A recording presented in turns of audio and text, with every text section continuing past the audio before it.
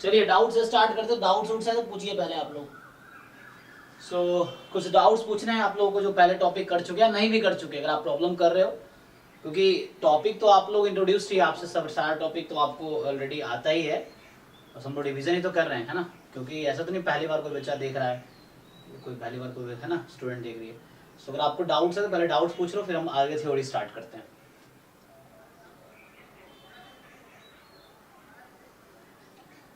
किसी को कुछ पूछना है?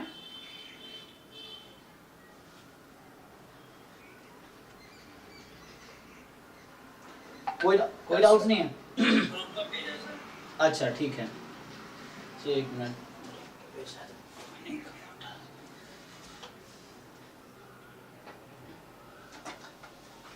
ठीक है, चेक करते हैं ग्रुप पे।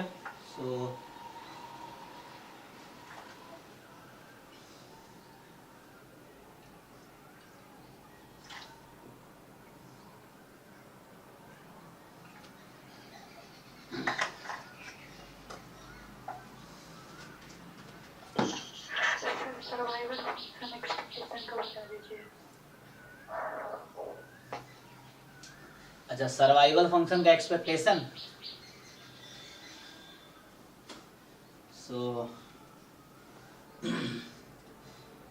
क्वेश्चंस में बेसिकली हमको वो समझ में आया जो प्रोबेबिलिटी में इनइक्वालिटी जो लेते हैं ना, नहीं समझ, जैसे 1 माइनस fx होता है ना। जी जी जी। फिर इसके बाद probability of x greater than x जो है वो वाला क्वेश्चन थोड़ा सा मैनेज। ओके, मैं समझा जो आप कहना चाह रहे हैं शायद। Probability of x greater than x, तो वो कैसे फाइंड करते हैं, वैसा कुछ। कोई क्वेश्चंस बताओ तो समझ आएगा क्या एग्जैक्टली पूछना चाह रहे हो आप।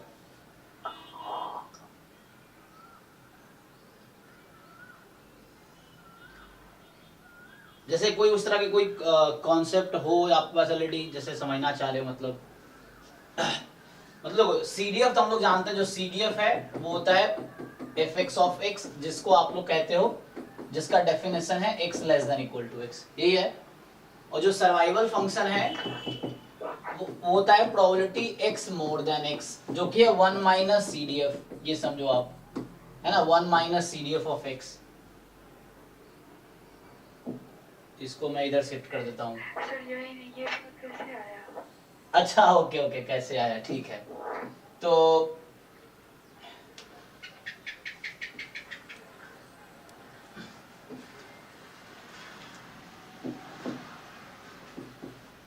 ठीक है ना। सर्वाइवल फंक्शन क्या होता है कि ये डेफिनेशन एक्चुअली इसका सिंपल क्या होता है कि देखो, ये तो आसान है समझना ना, अगर यहाँ से स्टार्ट करो तो ये आपको इजीली समझ आएगा, या यहाँ से स्टार्ट करो ये इजीली समझ आएगा, क्योंकि मतलब इसमें क्या दिक्कत है, probability x more than x है, तो इसको आप ऐसा लिख सकते हैं ना, probability x less than equal to x, ऐसा लिख सकते हैं कि नहीं? तो यही तो CDF है, तो ये है 1 माइनस CDF, इसका मतलब है CDF, ये CDF है, और इसी को बोलते हैं सर्वाइवल फंक्शन। तो सर्वाइवल फंक्शन का डेफिनेशन है कि probability x more than x, वो तो डेफिनेशन ही है, तो डेफिनेशन में आप कुछ चेंज नहीं कर सकते। तो ये सर्वाइवल फंक्शन है, ये डेफिनेशन है इसका, SF शॉर्ट में लिख रहा हूं। सो इसका मतलब ये है, और ये इसके इक्वल रहेगा हमेशा।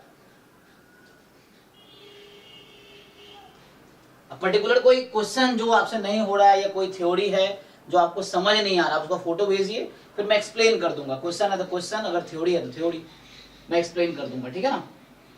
सर एक बहुत अरबा इसमें था CUD के, सर वो इंटीग्रेशन को मतलब सर सेपरेट करके कैसे लिखते हैं सर, वो बता दो एक बार। ओके चलो डाउट भेजो, देखो तुम पेपर देखो, उसका स्क्रीनशॉट क्वेश्चन ग्रुप में भेजो, फिर करता हूं मैं, ठीक है।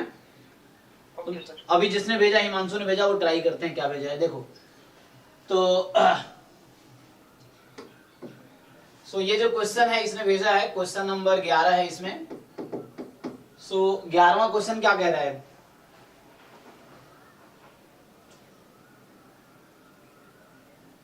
two random variable x and y are connected by equation ax plus by plus c is equal to 0.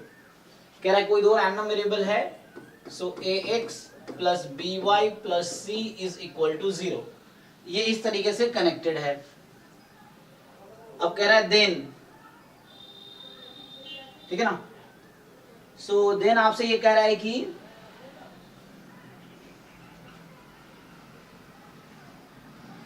so then the correlation coefficient between them is 1।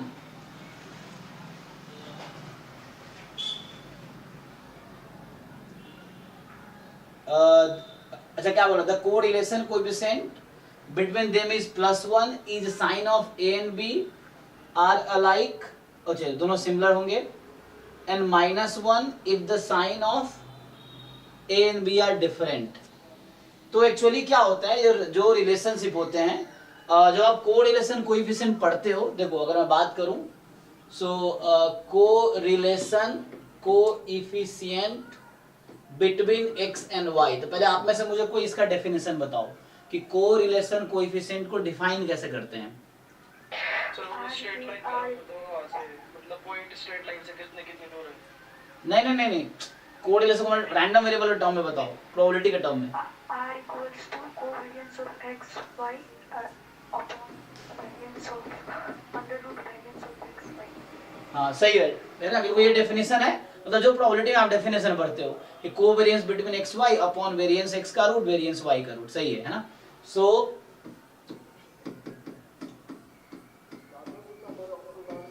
ये मतलब डेफिनेशन आपने पढ़ी होगी प्रोबेबिलिटी में, जब हम लोग कोरिलेशन पढ़ते हैं उसमें।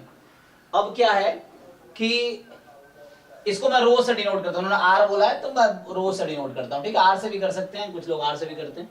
सो ये रो की जो वैल्यू होती है ये हमेशा -1 और +1 के बीच आएगी, ठीक है, चाहे एक्स वाई कोई भी रैंडम वेरिएबल हो, रो की वैल्यू हमेशा -1 और +1 के बीच आएगी। -1 भी हो सकती है, +1 भी हो सकती है, एक्सट्रीम कंडीशन है। और जब रो की वैल्यू +1 कब होती है, सो रो की वैल्यू +1 होने का मतलब ये है कि दोनों रैंडम वेरिएबल लिनियरली रिलेटेड है, हालांकि उसमें भी दिया हुआ है क्वेश्चन में भी, लेकिन इसमें रिलेशन ये है कि ये इस केस कंडीशन में होगा। इसका मतलब होगा y बराबर ax प्लस b टाइप का, जब a पॉजिटिव ही होगा तो y का कोएफिशिएंट मैंने 1 ले रखा है और x का कोएफिशिएंट a है। अगर दूसरे टर्म में भी लिखोगे, अब जैसे इन्होंने इस तरह से दिया है, सो यहाँ पे क्या होगा, यहाँ पे रो इज इक्वल टू +1 होने का मतलब है कि अब तुम्हें ध्यान से देखना है, देखो मैंने इस तरह से लिखा है, अब इसको तुम अगर इस टर्म में लेके आओ, ठीक है ना, इसको तुम इस तरीके से लेके आओ तो क्या होगा, y minus ax is equal to b, यही होगा ना। तो ये तो मैं बुक में ऐसी थ्योरी लिखी मिलेगी, मैं वो बात कर रहा हूं, अब इसको मैं रिलेट कर रहा हूं क्वेश्चन के साथ।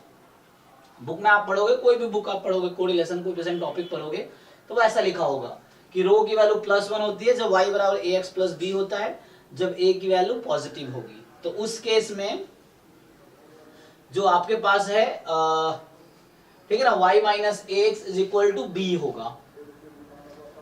तो यहां देखो y का कोएफिशिएंट तो 1 है और अभी x का कोएफिशिएंट क्या है इस रिलेशन में, what is coefficient of x, minus a ना, तो माइनस a तो नेगेटिव हो गया क्योंकि a पॉजिटिव था, तो माइनस a तो नेगेटिव हो गया। तो इसका मतलब ये हो गया, इस हिसाब से बात करेंगे तो जो x का कोएफिशिएंट a है, y का कोएफिशिएंट b है, तो यहाँ तो दिख रहा है कि एक पॉजिटिव एक नेगेटिव है, तो अपोजिट साइन हो जाएगा इसका मतलब, क्योंकि उस तरीके से बुक में ऐसा लिखा मिलेगा, रो इज 1 देन xy में क्या रिलेशन, xy में रिलेशन y बराबर ax प्लस b, जहां a पॉजिटिव होगा, ऐसा मिलेगा आपको बुक में, ठीक है। तो उसको हम रिलेट कर रहे हैं इसके साथ, तो इसके साथ रिलेट कर रहे हैं, तो यहाँ पे a एंड b का जो साइन होगा, या सिंपली देख लो तुम, अगर तुम यहीं से अगर फाइंड कर लो वैल्यू, सो ए बी का साइन क्या होना चाहिए, यहां से क्या दिख रहा है तुम्हें, अपोजिट होगा, है ना। So A and B have opposite sign. इसने क्या बोला है क्वेश्चन में कि sign of A B are alike and -1 A B are different, तो अपोजिट +1 होगा तो अपोजिट होना चाहिए। बुक में आप पढ़ोगे अगर रो की वैल्यू -1 है, अगर रो की वैल्यू -1 है तो एक्स वाई के बीच क्या रिलेशन है, ax प्लस b जब a नेगेटिव होगा, ये लिखा रहेगा कि y बराबर ax प्लस बी ही होगा। तो वहां देखोगे आप लिखा रहेगा कि mod of rho is equal to 1, तो mod rho is equal to 1 मतलब प्लस माइनस 1, तो y बराबर ax प्लस बी। अब a पॉजिटिव रहेगा जब रो 1 है और यहाँ पर जी सर बी को भी नेगेटिव होगा तब भी सर ना ऐसा होगा। किसमें बात कर रहे हो आप, ये भी की? सर वो हाँ हाँ सर। अरे ये ए भी कुछ और है, ये ए भी कुछ और है, मैं कोई और टर्म में लिख रहा हूँ। यहाँ से थोड़ा तुम्हें अगर तुम्हें इसमें कंफ्यूजन हो रहा है, बी पे कोई कंडीशन नहीं, बी कुछ भी हो सकता है, बी पे कोई कंडीशन है कोई। यहाँ पे मान लो मैं कुछ ऐसा ले लेता हूँ, क्या लो, K1 K2 ले लो, सो K1 should be positive.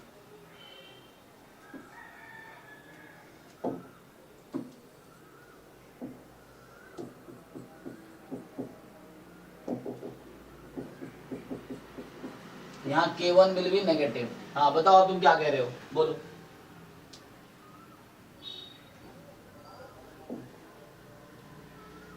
So y minus K1x बराबर K2।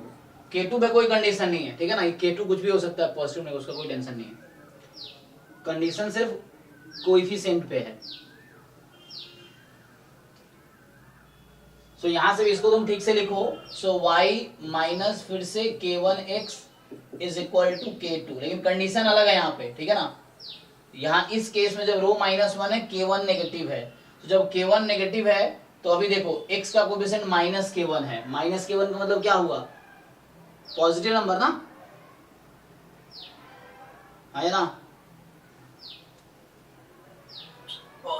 ठीक है ना। हाँ, y का कोएफिशिएंट 1 है जो पॉजिटिव है, और x का कोएफिशिएंट -K1 है जो पॉजिटिव होगा, K1 नेगेटिव है यहाँ पे, और यहाँ पे था नेगेटिव कोएफिशिएंट था x का। सो कहने का यहाँ मतलब ये है कि x y अपोजिट साइन है, यहाँ था अपोजिट साइन। जब रो की वैल्यू -1 है, सो देखो x का कोएफिशिएंट क्या है, तुम c को उधर ले जाओ, c से कोई टेंशन नहीं है हमें, यहाँ पे c क्या है इससे मुझे कोई टेंशन नहीं, हमें ए बी पे कंडीशन क्वेश्चन में से बात कर रहा है। अच्छा आगे c भी इसमें इन्वॉल्व किया है हालांकि, है सो c पे कोई टेंशन नहीं है। सो -1 कब है, तो y का कोएफिशिएंट पॉजिटिव है और x का कोएफिशिएंट पॉजिटिव है, दोनों पॉजिटिव है ना। A and B have same sign, same sign है तो दोनों पॉजिटिव है दोनों नेगेटिव, यही ना। सो ये बोल रहा है दूसरा ऑप्शन सेकंड ऑप्शन सही है ना। आंसर की है आपके पास?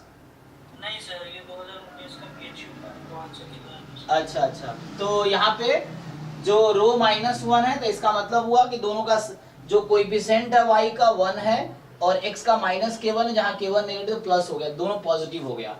सो दोनों पॉजिटिव है या दोनों नेगेटिव हो सकता है, ठीक है ना। अगर आप मल्टीप्लाई वैसे नंबर से कर दो तो सेम साइन रहेगा, अपोजिट साइन रहेगा, तो ये बी ऑप्शन है,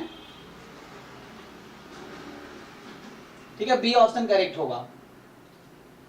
इस जो K2 यहाँ पे मैंने लिखा है उसका कोई रेस, यहाँ पे C है, C पे कोई रेस्ट्रिक्शन नहीं है, ठीक है।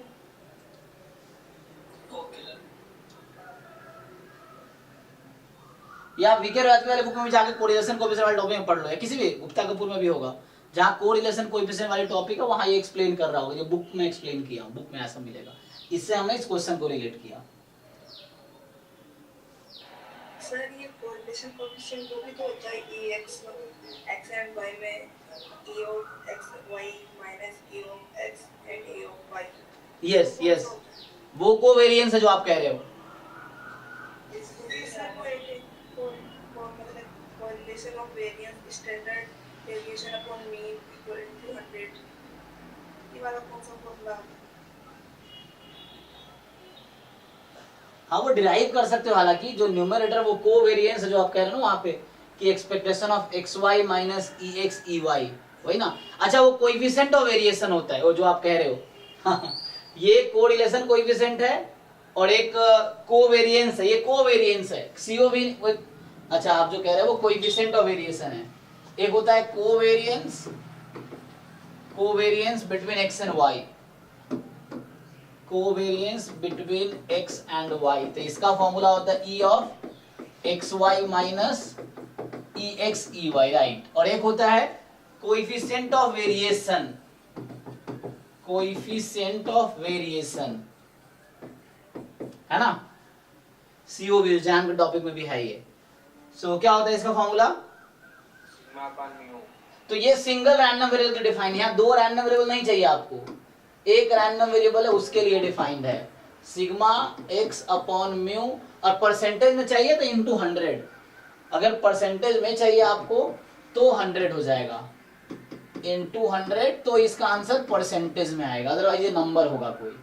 और अभी जो हमने देखा है वो था कोरिलेशन कोएफिशिएंट, अभी जो हमने देखा है वो था कोरिलेशन कोएफिशिएंट। सो आगे चल ये सब वो टर्म्स है, आगे तुम जब डिफरेंट डेटा में तुम फाइंड करोगे तो सबका एक सिग्निफिकेंस है, उसके आधार पे तुम डेटा एनालाइज कर पाओगे कि अगर रो मान लो 1 है, ओके, मतलब वो लीनियरली रिलेटेड है, x बढ़ रही है तो y भी बढ़ेगी, तो इस तरह से एनालिसिस कर पाओगे डेटा का। मतलब अभी जो हम थ्योरेटिकली पढ़ रहे हैं, लेकिन जब इसको तुम डाटा एनालिसिस करोगे या जब जॉब में यूज करोगे तो इन सब टर्म्स का एक सिग्निफिकेंस है, एक इंटरप्रिटेशन है, जिसको देख के तुम उस डेटा के हिसाब से डिफरेंट क्वांटिटी फाइंड करोगे और उसके हिसाब से तुम एनालाइज करोगे डेटा को, कि डेटा के बीच क्या रिलेशन है, जो डिपेंडेंट वेरिएबल है, इंडिपेंडेंट वेरिएबल है, उसमें क्या एज और सैलरी के बीच क्या रिलेशन है, या इस तरीके से मतलब एक्सपीरियंस और सैलरी के बीच क्या रिलेशन है, तो मतलब एक्सपीरियंस का डेटा होगा, सैलरी का डेटा होगा, तो ये सब का एक इंटरप्रिटेशन है आगे जाके। सो कोरिलेशन कोएफिशिएंट, तो इसका अभी तुमने देखा, तो इसको रो से डिनोट किया मैंने, तो ये था covariance between X Y upon root under variance X variance Y, है ना। यहाँ भी वैसे ही, हालांकि ये सिग्मा एक्स क्या है, रूट अंडर वेरिएंस एक्स है ना, सो ये जो है रूट अंडर वेरिएंस ही है, सिग्मा जो है,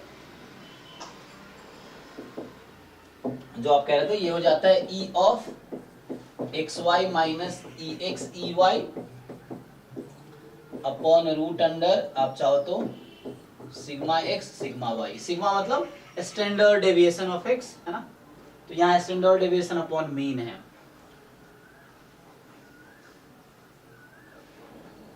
ओके, तीनों टर्म में डेफिनेशन क्लियर हो गया।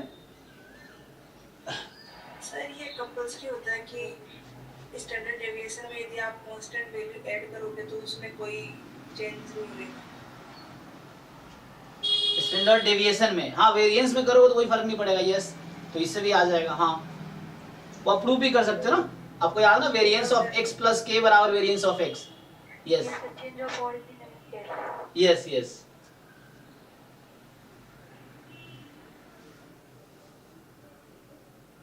चलिए नेक्स्ट, सो नेक्स्ट क्वेश्चन जिन्होंने भेजा है, ये कौन है, विपुल, क्या है भाई इसमें? अच्छा, एक तो पहले बात ना, ये जैसे जो टर्म्स लिखा है इन्होंने μ3 और β1, एक्चुअली ये सब का एक डेफिनेशन पहले तुम्हें, हालांकि जैम में क्या करता है, जो भी टर्म यूज करता है उसको डिफाइन करता है, ये बाकी एग्जाम वाले ऐसा नहीं करते हैं, तो ये वहां थोड़ा गलती करते हैं। एनीवे, सो पूछ रहा है एक्स बाइनोमियल वेरिएट है विद मीन 4 है, थर्ड मोमेंट, तो ये μ3 क्या है यहाँ पे, so what is meaning of μ3, third moment क्या होगा?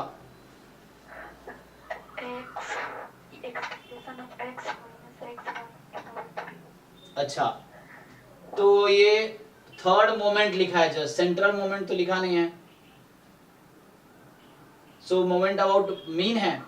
म्यूथी का क्या नोटेशन होता है, अब इस बुक में कौन सा नोटेशन लिया, वो डिपेंड देखना पड़ेगा कि नोट क्या है भाई विपुल, तुम बता। हाँ, म्यू3 सेंट्रल मोमेंट होगा ना, तो यहाँ पे देखो, नोटेशन पे मत जाओ, कई बार क्या होता है कि कोई एक बुक दूसरा नोटेशन ले रहा है, दूसरा बुक दूसरा नोटेशन ले रहा है, तो नोटेशन को रट्टा मारने की जरूरत नहीं है, तुम्हें डेफिनेशन को ध्यान रखने की जरूरत है। जैसे थर्ड मोमेंट का मतलब क्या हुआ, क्वेश्चन ये है,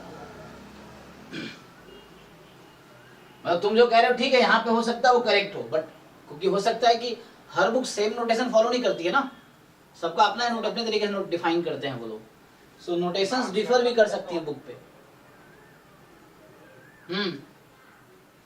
अगर सर वो नॉन सेंट्रल होता तो म्यू3 डैश देता है ऐसा कुछ।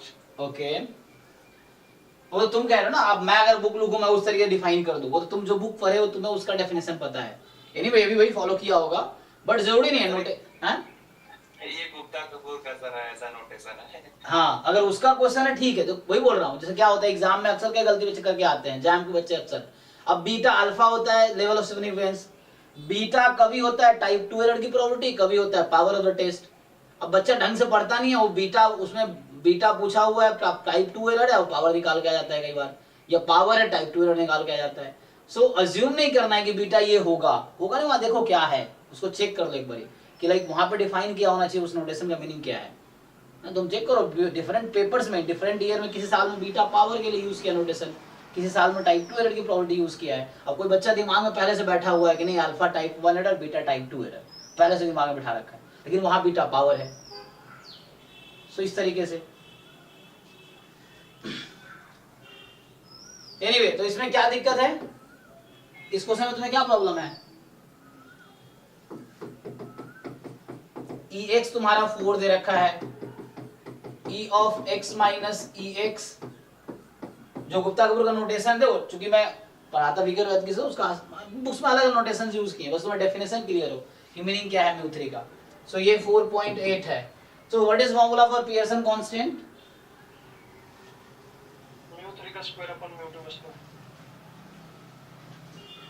सो म्यू 3 का स्क्वायर अपॉन म्यू 2 का स्क्वायर। बाकी लोग वेरीफाई करो एक बार। नीचे सर क्यूब होना चाहिए शायद।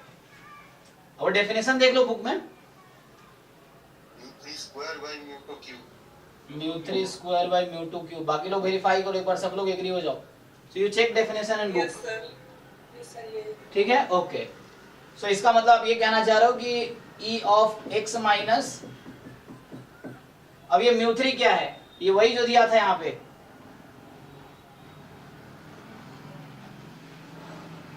क्या तुम्हारा ये वाला म्यू 3 है यहाँ पे? क्योंकि नोटेशंस पे मैं नहीं जाता, तुम्हें डिफाइन करना पड़ेगा मुझे कि नोटेशंस क्या है, क्योंकि मैं डिफरेंट बुक पढ़ता हूँ तो सब में अलग नोटेशन है। सो म्यू 3 क्या है यहाँ पे?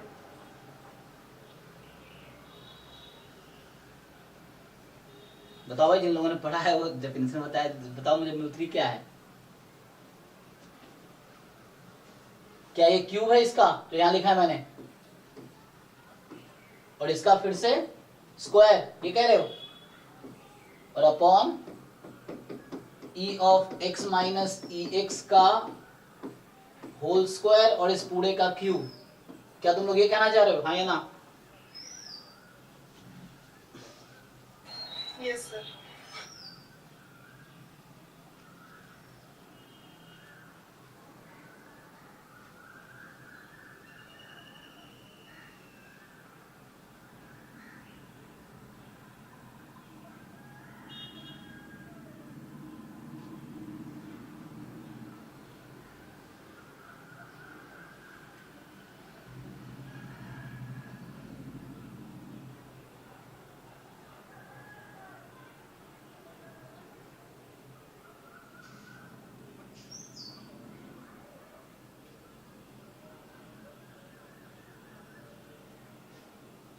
क्या दिक्कत है कैलकुलेट करने में आप? सो न्यूमरेटर तो पता ही है तुम्हें, डिनोमिनेटर निकालना है, यही ना?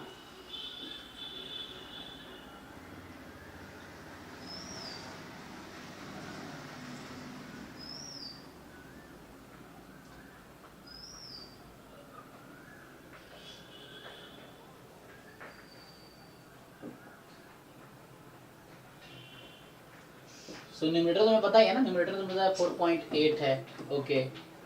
ये तुम्हारा स्क्वायर है, और डिनोमिनेटर इसको ओपन करोगे तो क्या क्या जरूरत पड़ेगी तुम्हें? EX स्क्वायर की। x स्क्वायर कैसे आएगी? अच्छा x तो वो दे रखा है ना तुम्हें, डिनोमिनेटर दे तो रखा है। x क्या डिस्ट्रीब्यूशन है? x बाइनोमियल है ना, तो बाई वेरिएंस निकालना सर है बस।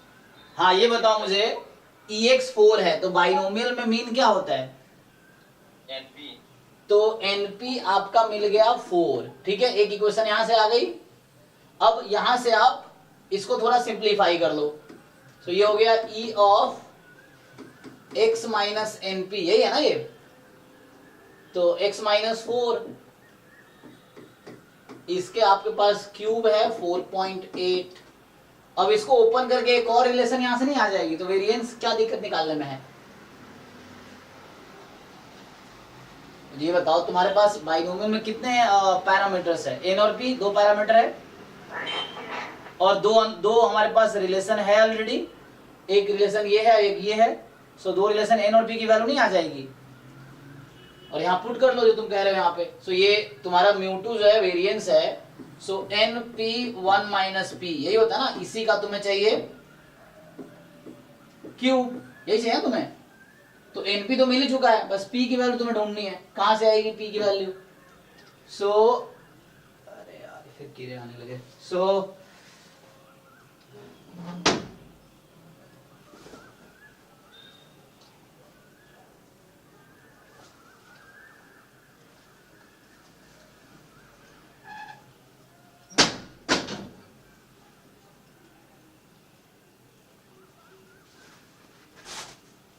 हाँ, अरे भाई क्या गिरगिट सब इधर चल रहा है। ओके सो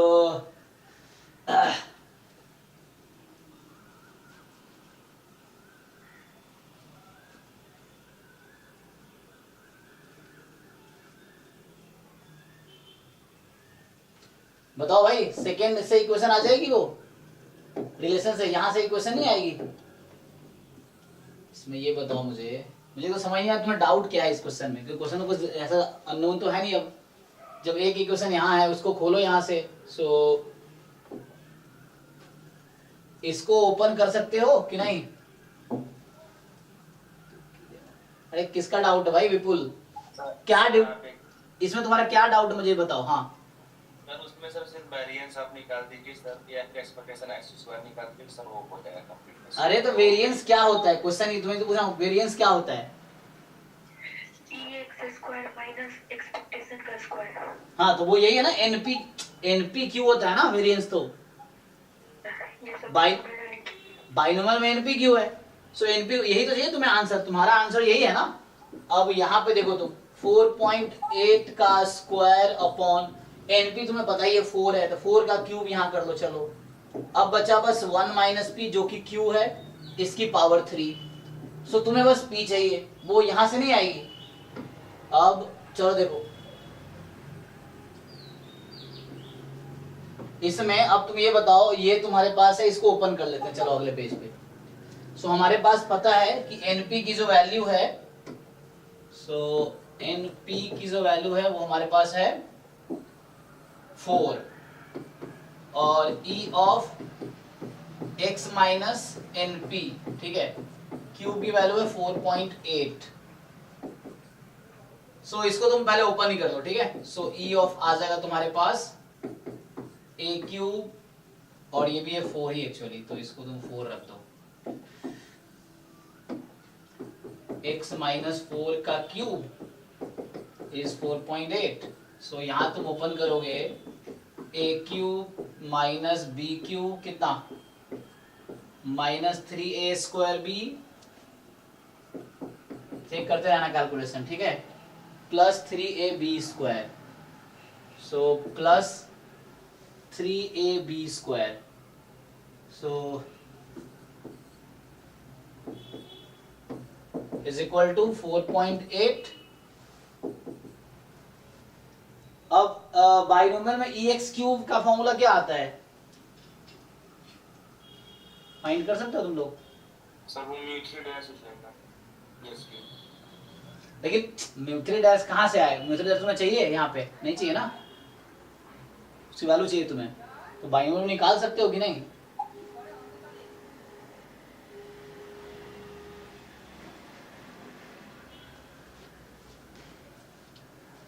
मेरा यहाँ पे इंटरेस्ट ये है, देखो एक इक्वेशन आ चुकी है, दूसरी इक्वेशन चाहिए मुझे np में, ताकि मैं n और p की वैल्यू निकाल सकूं।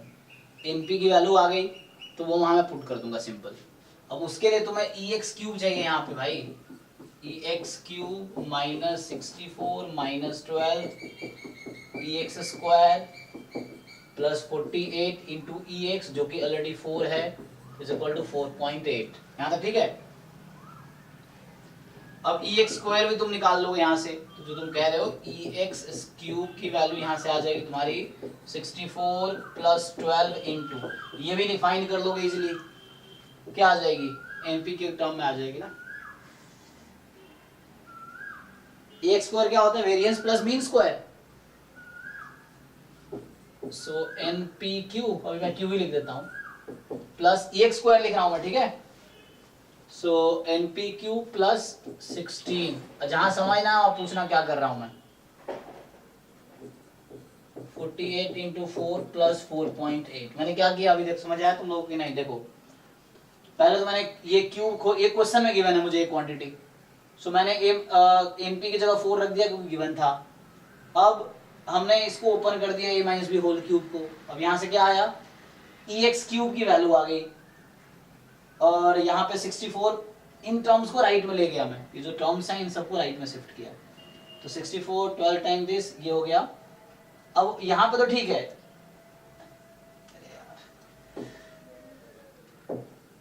सो अब ई एक्स क्यूब बाइनोमियल में क्या होता है, तो फॉर्मूला ड्राइव करना पड़ेगा या तुम्हें देखना पड़ेगा। ई एक्स क्यूब कैसे फाइंड करोगे, जैसे तुम लोग ये तो फॉर्मूला देख लो सीधा सीधा, ई एक्स क्यूब बाइनोमियल में क्या होता है, नहीं तो फिर मुझे ड्राइव करना पड़ेगा कि X cube time probability is equal to X, X from क्या होता है 0 to n, इस तरीके से समेशन x बराबर 0 to n, और ये x cube n choose x p की पावर x 1 माइनस p की पावर n माइनस x, इसका फॉर्मूला होता है, ठीक है। ये तो अभी मुझे याद भी नहीं है, लेकिन इसको डिराइव कर सकते हैं, जैसे ई एक्स तुम देखो बाइनोमियल कैसे डिराइव करते हो। अच्छा बाइनोमियल का एमजीएफ पता है क्या तुम लोगों को, बाइनोमियल का एमजीएफ क्या होता है, एक तरीका ये है, ठीक है ना, देखो इसको निकालने के एक तरीका ये है, दूसरा तरीका क्या है, वो बाइनोमियल के MGF q plus p e p raise to power n वो whole raise to power n। Yes, so x अगर बाइनोमियल np है, सो आपका mgf है q plus p e raise to power t whole power n। क्या आप इसको 3 बार डिफरेंशिएट करके dqm अपॉन dt क्यूब और t को 0 पुट करोगे तो आपको क्या मिलेगा, हाँ हमें इसी की जरूरत है ना, तो इसका आंसर किसके टर्म में आएगा आपका, n और p के टर्म में सिर्फ आएगा, q तो 1 माइनस p है ना, तो इस क्वांटिटी को 3 बार तुम डिफरेंशिएट करो और डिफरेंशिएट करके t को 0 पुट करो, या तो इसका फॉर्मूला याद हो, देखो मैं फॉर्मूला याद नहीं है इसलिए इतना करना पड़ रहा है, अगर याद है तो इजीली हो जाएगा। So you can check in the book में होगा ये तो किसी में कि ई एक्स एन पी होता है, ई एक्स स्क्वायर तो वेरिएंस से आ जाता है, ई एक्स क्यूब का फॉर्मूला चेक कर लो क्या है, नहीं तो तुम्हें प्रूफ करना पड़ेगा। समझ आ रहा कि नहीं, तो ये क्वांटिटी निकल जाएगी।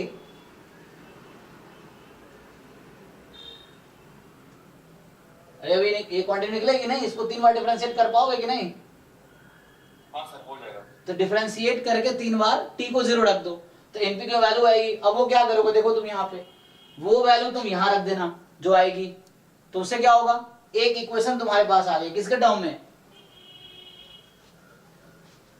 npq में, q तो 1 माइनस p ही है, तो np के टर्म में जहां जहां np आ रहा है np यहाँ पे उसको 4 रख दो, तो ऐसे यहाँ भी np आएगा 4 रख देना। सो एक इक्वेशन np में ये है, एक और इक्वेशन यहाँ पे है, तुम्हारे पास 2 अननोन्स है n एंड p, और तुम्हारे पास 2 इक्वेशंस है, equation 1 and equation 2। So 2 equations हैं, 2 अननोन्स है, क्या उसकी वैल्यू निकल आएगी वेरिएबल की, अब वैल्यू वेरिएबल जब निकल गई वैल्यू, तो मुझे क्या चाहिए, अब तो मुझे चाहिए था ये वैल्यू। सो अगर np मैंने निकाल लिया तो देखो यही तो चाहिए ना, तो यहाँ बस तुम p निकाल लो, n की तो जरूरत ही नहीं यहाँ पे, सो तुम p फाइंड कर लो n को एलिमिनेट करके, तो इसको यहाँ पुट कर दो, यही तो चाहिए था तुम्हें। तो ये तुम्हारा 4.8 क्वेश्चन में था, 4.8 स्क्वायर, और ये वेरिएंस ही है ना, ये तो वेरिएंस ही है ना, μ2 जो है तुम्हारा, सो वेरिएंस है npq, और np की वैल्यू पता ही थी, तो q है तुम्हारा, बस q निकाल लो, q की वैल्यू मिल गई तो पुट कर लो, यहाँ से आंसर आ जाएगा। ठीक है, बुक का एक्सरसाइज का क्वेश्चन है क्या किसी का, इतना कैलकुलेशन करवा रहा है, किसी ग्रुप में आते तो वही हम कर रहे थे तो साथ नहीं होता। लेकिन ठीक है अच्छा क्वेश्चन है, थोड़ा सा कैलकुलेशन या तो फॉर्मूला याद हो एक्स क्यूब का या फिर डिराइव करना पड़ेगा, एक्चुअली ये है क्वेश्चन, ठीक है।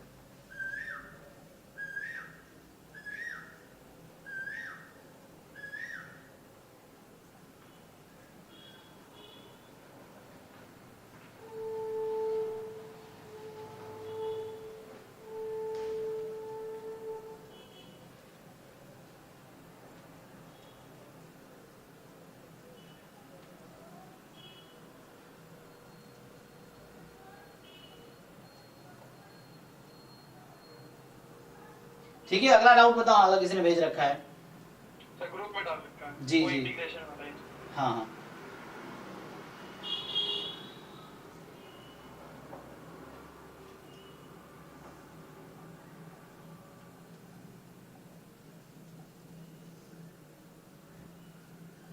चलिए तो इंटीग्रेशन वाला जो आप कह रहे हैं देखिए उसको देखते हैं।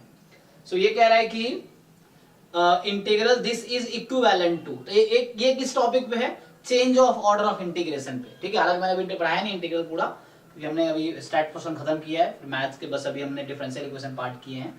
सो अगर इस क्वेश्चन को करें तो देखिए, सो मतलब ये क्वेश्चन किस टॉपिक है ये बता रहा हूँ। तो ये क्वेश्चन है change of order of integration topic का।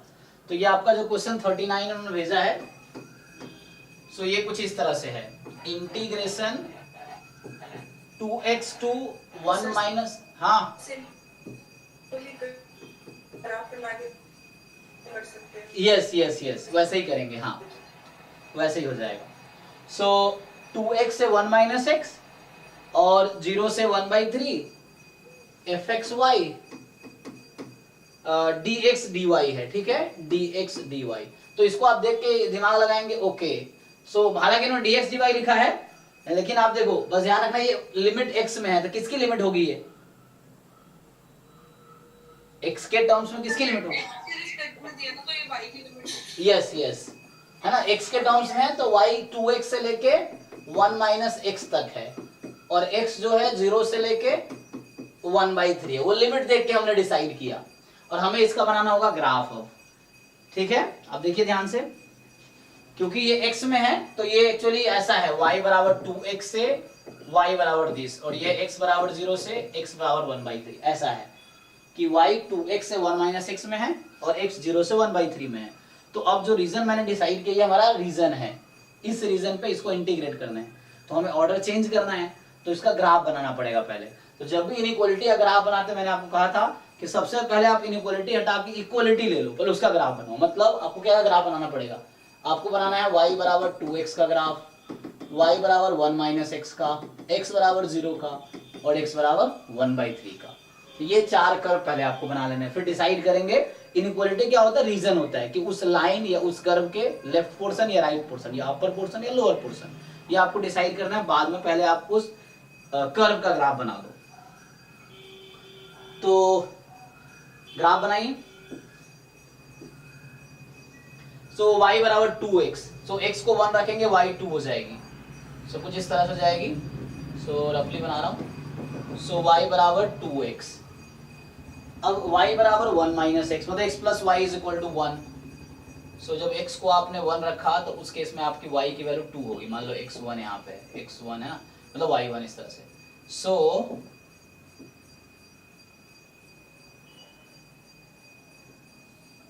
ये जो लाइन है ये आपका है x plus Y equal to 1, ठीक है। अब x बराबर 0 से 1/3। अगर आपको ये इंटरसेक्शन पॉइंट चाहिए तो दोनों को इंडिविजुअली सॉल्व कर लो।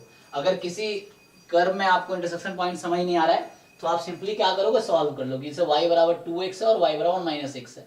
सो 2x बराबर 1 माइनस x, सो 3x बराबर 1, तो x बराबर 1/3। इसका क्या मतलब हुआ, इसका मतलब ये दोनों कर्व x बराबर 1/3 पे मिल रहे हैं। सो यहाँ जो जिस पॉइंट पे इंटरसेक्शन है वो पॉइंट 1/3 है एक्चुअली। कैसे पता चला मुझे, इस कैलकुलेशन से। वैसे गेस करना डिफिकल्ट है, आप गेस नहीं कर सकते, गलत हो जाएगा। तो आप मैथमेटिकली कैलकुलेट करो, दोनों कर्व से कॉमन सॉल्यूशन निकालो उसका। तो उस समय y बराबर 2x, y बराबर -x, तो 2x is equal to 1 minus x, x की वैल्यू 1/3 आई। तो इससे मुझे इंटरसेक्शन पॉइंट पता चल गया। अब इंटरसेक्शन पॉइंट आ गया 1/3, तो ऑब्वियसली यहाँ जो होगा ये 2/3 होगा। तो ये पॉइंट जो है 1/3, 2/3 है। अब आपको क्या था कि x0, x बराबर 0 कौन सी कर्व है, यस, तो ये y एक्सिस, और x बराबर 1/3 ये लाइन है। ये जो लाइन मैं ड्रॉ कर रहा हूं, this line is x is equal to 1/3। अब इसके बीच में होनी चाहिए, तो आपको समझ आ रहा होगा इसी बीच में होगा, x बराबर 1/3 के लेफ्ट में और 0 के राइट में, वो ऐसे कह रहा है वहां पे। और y बराबर 2x और 1 माइनस x के बीच में, सो y बराबर 2x ये है और y 1 माइनस x ये है। सो आपको रीजन समझ आ रहा होगा, है ना। सो कौन सा रीजन होगा, आप चाहो तो अगर आपको भी कंफ्यूजन हो टेस्टिंग पॉइंट ले लो। ये वाला पोर्शन होगा क्या, पर चेक कर लेता हूँ। यस सर वही होगा। ठीक है, ओके। आप अगर अभी कंफ्यूज हो कोई टेस्टिंग पॉइंट ले लो। टेस्टिंग पॉइंट कौन सा, यहाँ पे ये पॉइंट था ना, तो ये जो पॉइंट है y बराबर 2y3 था, x0, 2y3, इसको आप टेस्ट भी कर सकते हो। ये जो पॉइंट है 0, 2y3 कहाँ पे है, वो यहाँ पे है, 0, 2y3 इस बीच में है जो, तो आप दोनों में पुट करके, इस वाले में पुट करके चेक कर लो ट्रू आ रहा है कि फॉल्स आ रहा है। ये पहली जो है ना कर्व, इसमें इस पॉइंट को पुट कर लो, x को 0, y को 2y3, तो x को 0 रखोगे तो 0 more than 2y3 less than 1, मतलब जो 2y3 more than 0 less than 1 true आ रहा है, इसका मतलब यही रीजन है। मतलब कोई एक पॉइंट लेके वेरीफाई कर लो कि लाइक सेटिस्फाई कर दिए कि नहीं। तो ये जो मैंने ब्लैक से सेट किया है ये आपका रीजन है, और ये जो लाइन था ये y बराबर 2y3 थी, आप समझ पा रहे हो क्योंकि x बराबर 1/3 था इसीलिए। ओके, सो अब आपको ऑर्डर चेंज करना है, ठीक। चलिए, सो क्या करोगे अब, ऑर्डर चेंज करना है आपको।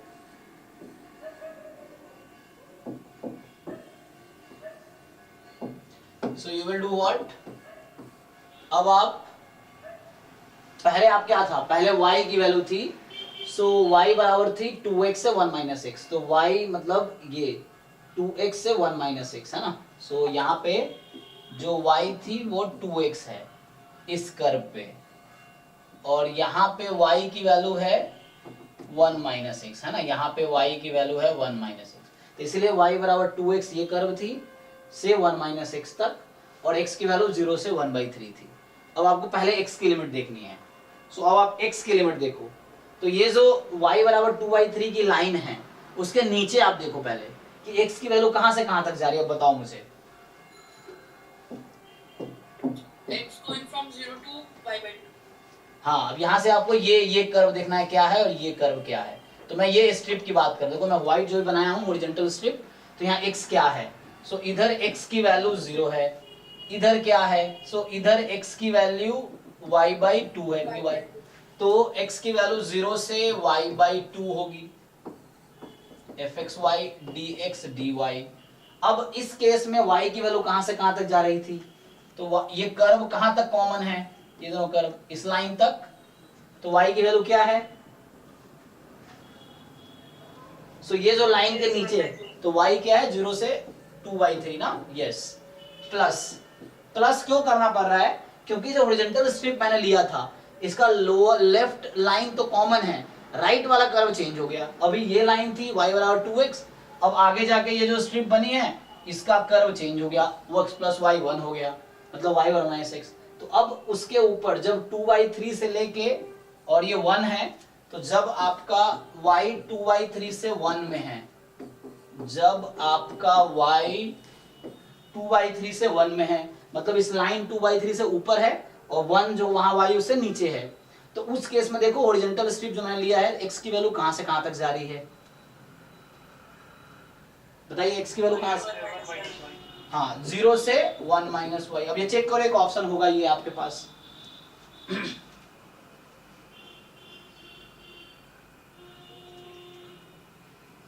ठीक है, चेक कर लीजिए।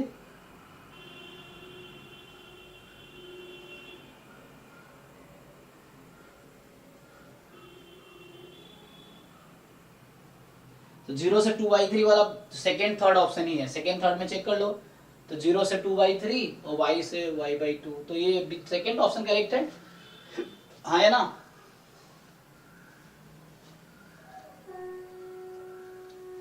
अरे क्वेश्चन जो भेजा ग्रुप में देखो कौन सा ऑप्शन करेक्ट है, हाँ बी ना, ठीक है, हाँ सो बी करेक्ट, ओके, हाँ सेकेंड ऑप्शन करेक्ट है। चलो, और कोई डाउट है किसी को, भेजा है ना, जानना था जी पूछिए। रैंडम वेरिएबल को एडिट प्रॉपर्टी फॉलो करता है, कौन सा random variable, gamma random variable हाँ एडिट प्रॉपर्टी फॉलो करता है, तो उसमें हाँ sum of gamma is gamma, but उसमें एक कंडीशन था, क्या कंडीशन था, स्केल पैरामीटर इक्वल होना चाहिए। हाँ वो आई थिंक ये था कि गामा α1 बीटा और दूसरा है गामा α2 बीटा, तो जो आपका सम है वो गामा α1 + α2 बीटा होगा, ये होता है ना। हाँ, अगर स्केल पैरामीटर अनइक्वल है और शेप पैरामीटर सेम है तब भी क्या फॉलो करेगा? नो नो नो, वो आप चेक कर सकते हो इजीली, ऐसा नहीं होगा।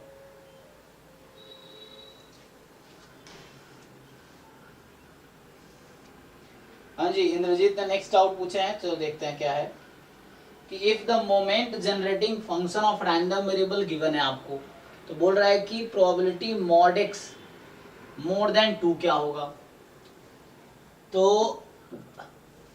सर इस तरह की क्वेश्चन में सर इसे स्टैंडर्ड डिस्ट्रीब्यूशन के एमएक्सटी से कंपेयर करते हैं। यस, लेकिन सर इसीलिए स्टैंडर्ड डिस्ट्रीब्यूशन के एमएक्सटी में फिट किया है। हाँ तो कोई दिक्कत नहीं, आप एमजीएफ से मीन निकाल सकते हैं क्या?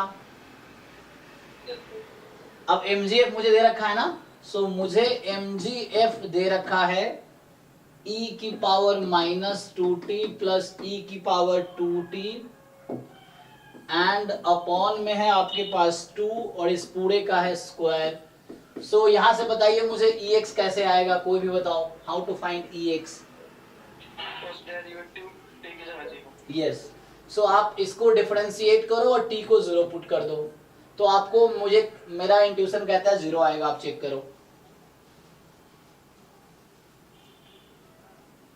e की पावर 2t है ना प्लस, हालांकि स्टैंडर्ड ये भी है जो तुम कह रहे हो स्टैंडर्ड नहीं है, ये डिस्क्रीट बनाएगा एक्चुअली, तुम इसको खोल सकते हो, तुम्हें दिख यहाँ से दिख जाएगा। ये क्या दिखेगा 1/4 e की पावर -4t प्लस 1/4 e की पावर 4t प्लस 1/2 e की पावर 0t। चेक करो, -1 0 आएगा इसका। ठीक है ना। तो ये एमजीएफ आ गया। मैं दो तरीका बता रहा हूं, तो देखो एक तरीका से मीन वैसे आ जाएगा डिफरेंशिएट करके, एक बिना डिफरेंशिएट करे भी आ जाएगा। तो x का डिस्ट्रीब्यूशन पता चल गया मुझे यहाँ से, देखो तुम जो तुम कह रहे थे, तो x का मुझे डिस्ट्रीब्यूशन दिख गया कि x की वैल्यूज क्या हो सकती है -4 या 0 या 4। तो याद है ना एमजीएफ का डेफिनेशन क्या होता है, एमजीएफ होता है समेशन e की power tx into probability at x, discrete के लिए x की जो भी वैल्यू होगी। सो x क्या होता है कोएफिशिएंट में, तो देखो x क्या है, सो यहाँ पे x t के साथ है, तो -4 4 0 है। सो इससे कंपेयर कर लो, तो कंपेयर कर लोगे तो -4 पे मास है 1/4, 4 पे 0 पे मास है 1/2 और 4 पे मास है 1/4। ठीक, तो यहाँ से मीन निकाल के देख लो, मीन क्या होता है। मैं बोल रहा हूँ मीन के दो तरीके हैं, एक तरीका सीधा डिफरेंशिएट करो और t को 0 रखो, 0 आएगा। दूसरा ये डिस्ट्रीब्यूशन निकालो फिर मीन निकालो। सो मीन क्या होता है x into probability at x summation over x, तो -4 into 1/4, 0 into half, 4 into 1/4, finally आएगा 0। ओके है, ये दो तरीके से मीन निकाले, एक डिस्ट्रीब्यूशन निकाल के और एक डायरेक्टली डिफरेंशिएट करके, जैसे भी कर लो। अब आपसे क्वेश्चन में पूछा गया है probability mod x more than 2, तो क्या मैं इसको ऐसा लिख सकता हूं probability mod x -0 more than 2। सो क्या मैं इसको ऐसा लिख सकता हूं प्रोबेबिलिटी x -ex या x म्यू मोर देन 2। और ये देख के कुछ याद आ रहा है क्या आपको? सो कौन Chebyshev inequality, so mod x mu more than k क्या होता है, ये less than equal to what? 1 - k 1/k square. नहीं नहीं, ये more than equal to what? Variance of x upon k square. 1 minus क्यों होगा, ये जस्ट होता है I think less than equal to sigma square upon epsilon square. Sigma square upon epsilon की जगह 2 है ना, ऐसा होता है ना। x minus mu more than equal to k मान लो, तो sigma square upon k square, इससे लेस होता है ना वो। तो बताओ यहाँ वेरिएंस भी निकाल लोगे, उससे भी निकाल सकते हो वेरिएंस, तो इसको एक बार और डिफरेंशिएट करना पड़ेगा, 2 बार डिफरेंशिएट करो, t को 0 पुट करो तो ex स्क्वायर आ जाएगा, क्योंकि मीन 0 है तो वही ex स्क्वायर वेरिएंस होगा। नहीं तो यहाँ से निकाल लो ex स्क्वायर और यही वेरिएंस हो जाएगा कितना 16 इंटू 1/4 जो कि 4 रहेगा, 0 इंटू 1/2 0 हो गया, 16 इंटू 1/4 4 रहेगा, 8 आएगा वेरिएंस। चेक करो ex स्क्वायर आता है ना सबको फाइंड करना, summation x square into px, सो हो गया आंसर तुम्हारा। ये जो क्वांटिटी तुम्हारा प्रोबेबिलिटी है वो लेस देन इक्वल टू होगी, जो प्रोबेबिलिटी दे रखी थी वो होगी, या मैं ये लिख दूंगा, जो क्वांटिटी आया तुम्हारा वो आएगा 8/4, 2 आ गया। अरे तो ये तो 2 तो ऑब्वियस है। सो पूछ क्या रहा था ये? इसको तो हम डायरेक्ट वो मास पॉइंट से निकाल मॉड्यूलस ऑफ इनवर्ट के। अच्छा अच्छा, अरे हाँ, इतना क्यों करना है? चलो, क्योंकि इससे तो कुछ नया आया नहीं, मतलब हमने किया ट्राई, बट एक्चुअली क्या हुआ, प्रोबेबिलिटी बोल रहा है लेस देन इक्वल टू है, तो ऑब्वियस है, कुछ नया तो मिला नहीं। तो अब मुझे क्या करना है, इससे तो पता नहीं चला किसके इक्वल है। तो मैं तो बाउंड, क्वेश्चन ये था बाउंड, अब देखा मैंने, क्योंकि बाउंड तो पूछा है नहीं, एग्जैक्ट प्रोबेबिलिटी पूछा है, कोई दिक्कत नहीं है। तो हम क्या करेंगे, मुझे बाउंड नहीं पूछा है तो हम दूसरा अप्रोच लगाएंगे अब, क्योंकि मुझे लगा बाउंड से डिसाइड कर लेंगे। तो बाउंड नहीं पूछा है तो हम इसको खोल लेते हैं। सो आप देखो, इसमें x की ये 3 वैल्यू है ना, तो कौन कौन सी वैल्यू सेटिस्फाई कर रही है इस कंडीशन को, आप बताइए। सिर्फ 0 0। अरे नहीं, सिर्फ 0? क्या कर रहे हो तुम लोग? x की 3 वैल्यू है ना। -4।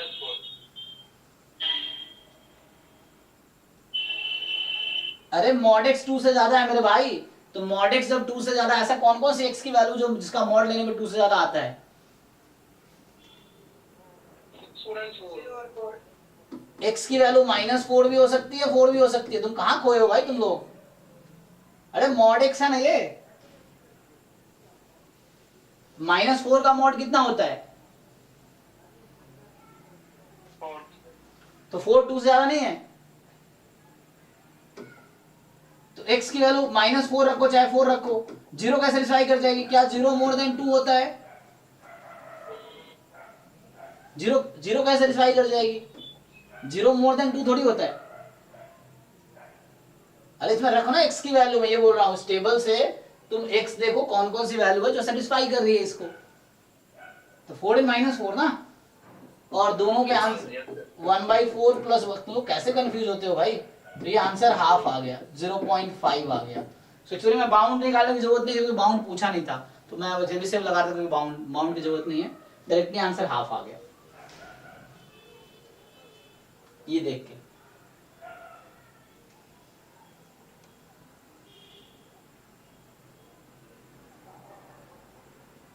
ठीक है, देखो ध्यान से, डाउट है तो बताओ।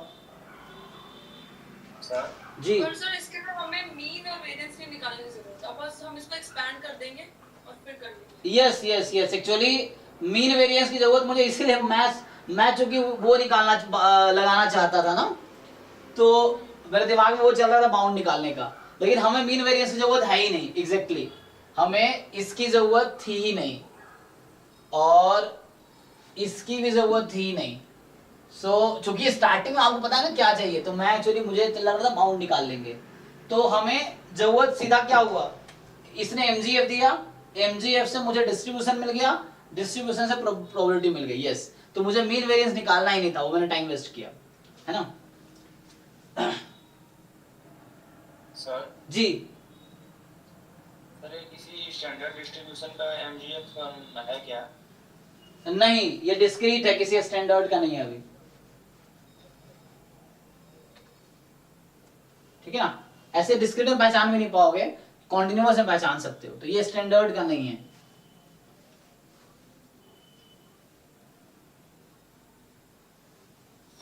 जी सर अगर सपोज मेरे पास 2 रैंडम वेरिएबल है x1 x2, तो एक साइज फॉलो करता है गामा n, थीटा, इधर स्केल पैरामीटर शेप पैरामीटर दोनों ही सेम। तो अगर x1 प्लस x2 क्या हो, तो दोनों इक्वल ही है। सेम रहेगा, शेप पैरामीटर तो मतलब प्लस हो जाएगा। हाँ, एक वाला पहला वाला पैरामीटर ऐड हो जाएगा। यस, स्केल पैरामीटर सेम है, मतलब 2 थीटा कॉमा थीटा हो जाएगा सम जो है। हाँ। और x minus x1 minus x2 ये हम नहीं निकाल सकते। नहीं, माइनस के लिए रूल नहीं है, माइनस के लिए आपको फिर वो जैकोबियन वाले मेथड से करना पड़ेगा, कोई डायरेक्टली थ्योरम नहीं है। यस,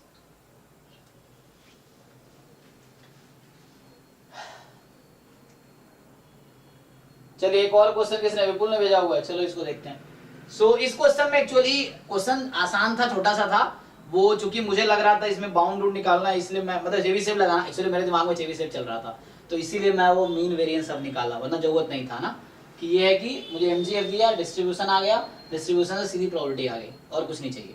इसको खोल दो, यहाँ से MGF से डिस्ट्रीब्यूशन आ गया, डिस्ट्रीब्यूशन से प्रोबेबिलिटी आ गई। सो आपको कोई चेबीशेव और मीन वेरिएंस की जरूरत नहीं थी। ठीक है ना, कई बार होता है दिमाग में ऐसा लग रहा था ये करना है, फिर उसकी जरूरत नहीं है। सो नेक्स्ट क्वेश्चन है 73, इसने पूछा है 73, ये बोल रहा है कि हमारा जो x है वो है यूनिफॉर्म 0,10, y है यूनिफॉर्म 0,20। सो क्या प्रोबेबिलिटी है x plus Y less than 20 होगा। सो ये हालांकि मैंने पहले भी कराए, जिन लोगों ने पूरे वीडियो एक एक देखे होंगे तो शायद पहले मैंने कराए, क्वेश्चन याद आ रहा है मुझे। सो स्टार्टिंग में कराए होंगे। अब इसमें क्या है, देखो x की वैल्यू 0 से 10 है, तो x 0 से 10 हो गई, y 0 से 20 है।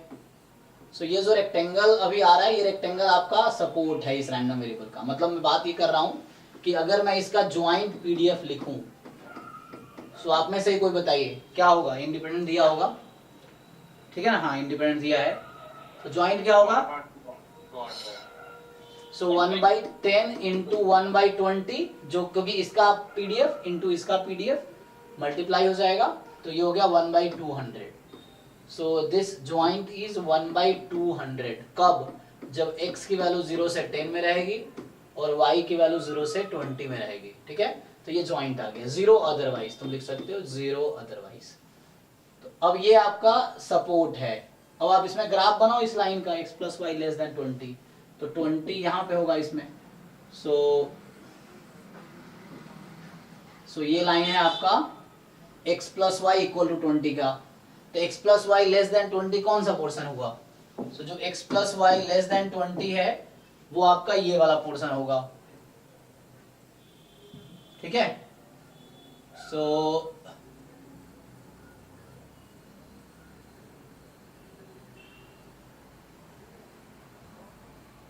ये वाला पोर्शन है आपका। ठीक है, x plus Y less than 20, वो सैंपल स्पेस के अंदर ही आपको देखना। सैंपल स्पेस जो है, मतलब यहाँ सपोर्ट जो सैंपल स्पेस बोल रहा हूँ, तो सपोर्ट के अंदर ही आपको ये इवेंट है एक्चुअली। सो ये आपका E है, ये जो है प्रोबेबिलिटी ऑफ E फाइंड कर रहे हो आप, और सैंपल स्पेस ये था आपका, इसके अंदर फाइंड करने हैं, तो वो कॉमन रीजन है। अब क्या फाइंड कर पाएंगे आप लोग, क्या करेंगे, ज्वाइंट को इंटीग्रेट कर दो, dx dy, क्या लेना बेटर है, dy लेना बेटर है, वरना 2 बार इंटीग्रेट करना पड़ेगा, dy dx। ठीक है, अब बताओ y की लिमिट कहां से कहां तक लूं, चेक 0 से 20 माइनस x। ठीक है ना। सो y आप ले रहे हो तो स्ट्रिप ऐसा लोगे। सो ये है y बराबर 0 और यहाँ है y बराबर 20 माइनस x। यस, तो ये हो गया 0 से 20 माइनस x y की वैल्यू, और x कहां से कहां तक जा रही है, 0 से 10। 0 से 10। क्या आप इंटीग्रेट कर लोगे इसको, करो। ठीक है सर, ये को 2 बार इंटीग्रेट करना पड़ेगा। वो ऊपर वाला रीजन को एक 0 से वो क्या वो लाइन तक जा रहा है। नहीं, देखो मैंने ऐसा लिया, पहले y लिया है तो चेंज तो हो नहीं रहा कर्व, इसका अपर कर्व फिक्स है, लोअर कर्व फिक्स है। वो 2 बार इंटीग्रेट तब करना पड़ता जब मैं dx dy लेता, जो आप सोच रहे हो। अगर मैं ऐसा कर्व लेता ना हॉरिजॉन्टल, तो मुझे यहाँ चेंज करना पड़ता, तो यहाँ से यहाँ तक 1 होता, फिर यहाँ से आप x को फिक्स करके y को वेरी कर लेना। यस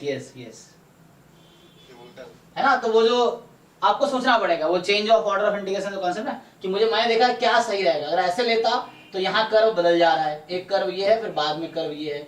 सो मुझे फिर 2 बार करना पड़ेगा, दिस प्लस दिस, 2 इंटीग्रेशन लेने पड़ेगा। 3/4 आ रहा है इसका। अच्छा 3/4 आ रहा है, देख लीजिए बाकी लोग। Yes sir, 3/4. ठीक है ना, ओके।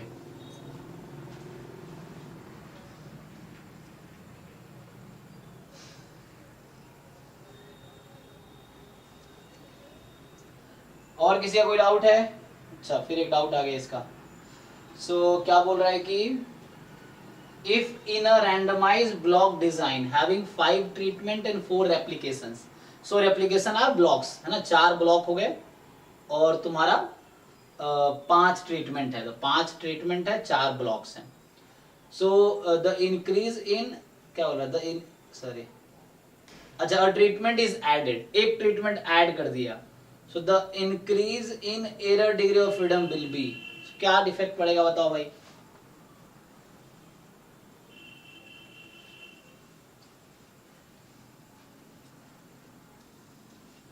सो एनोवा टेबल बना लो तुम इसके लिए। मान लो इनिशियली तुम्हारे पास कितना था, ट्रीटमेंट, ब्लॉक, एरर, टोटल, है ना? सो सीधा डिग्री ऑफ फ्रीडम लिखो अभी। सो टोटल कितने हैं तुम्हारे पास ऑब्जर्वेशंस हैं इसमें स्टार्टिंग में इनिशियली? इनिशियली 5 सर 3 इंक्रीज होगा ना कैसे? सर? पहले हाँ वही डिसाइड कर रहे हैं, आपको पीछे के बैकग्राउंड बता रहे हैं। हाँ चेक कर रहे हैं। टोटल 20 है, इसका डिग्री ऑफ फ्रीडम 19 हो जाएगा।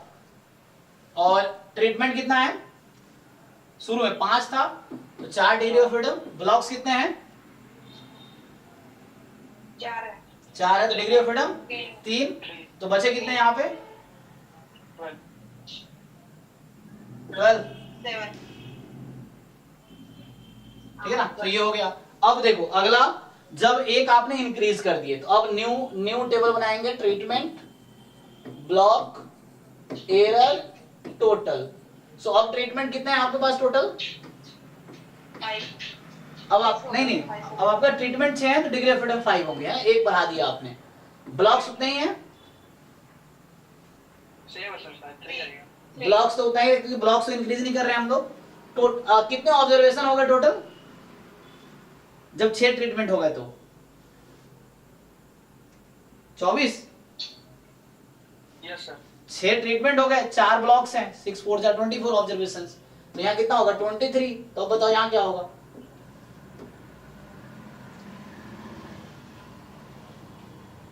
8 आएगा सर। अरे 15।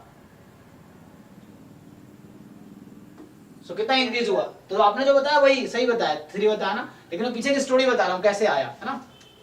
तो ये एनोवा टेबल का पार्ट है ना, ये सोर्स ऑफ वेरिएशन। तो जो भी क्वेश्चन आएगा मेनली इसी पे आएगा, सोर्स ऑफ वेरिएशन। ठीक है जी विपुल, किसका डाउट था ये? नहीं सर, एक बार और समझा दीजिए, हमको समझ में नहीं आया। ओके, तुम याद करो रैंडमाइज ब्लॉक डिजाइन होता क्या है।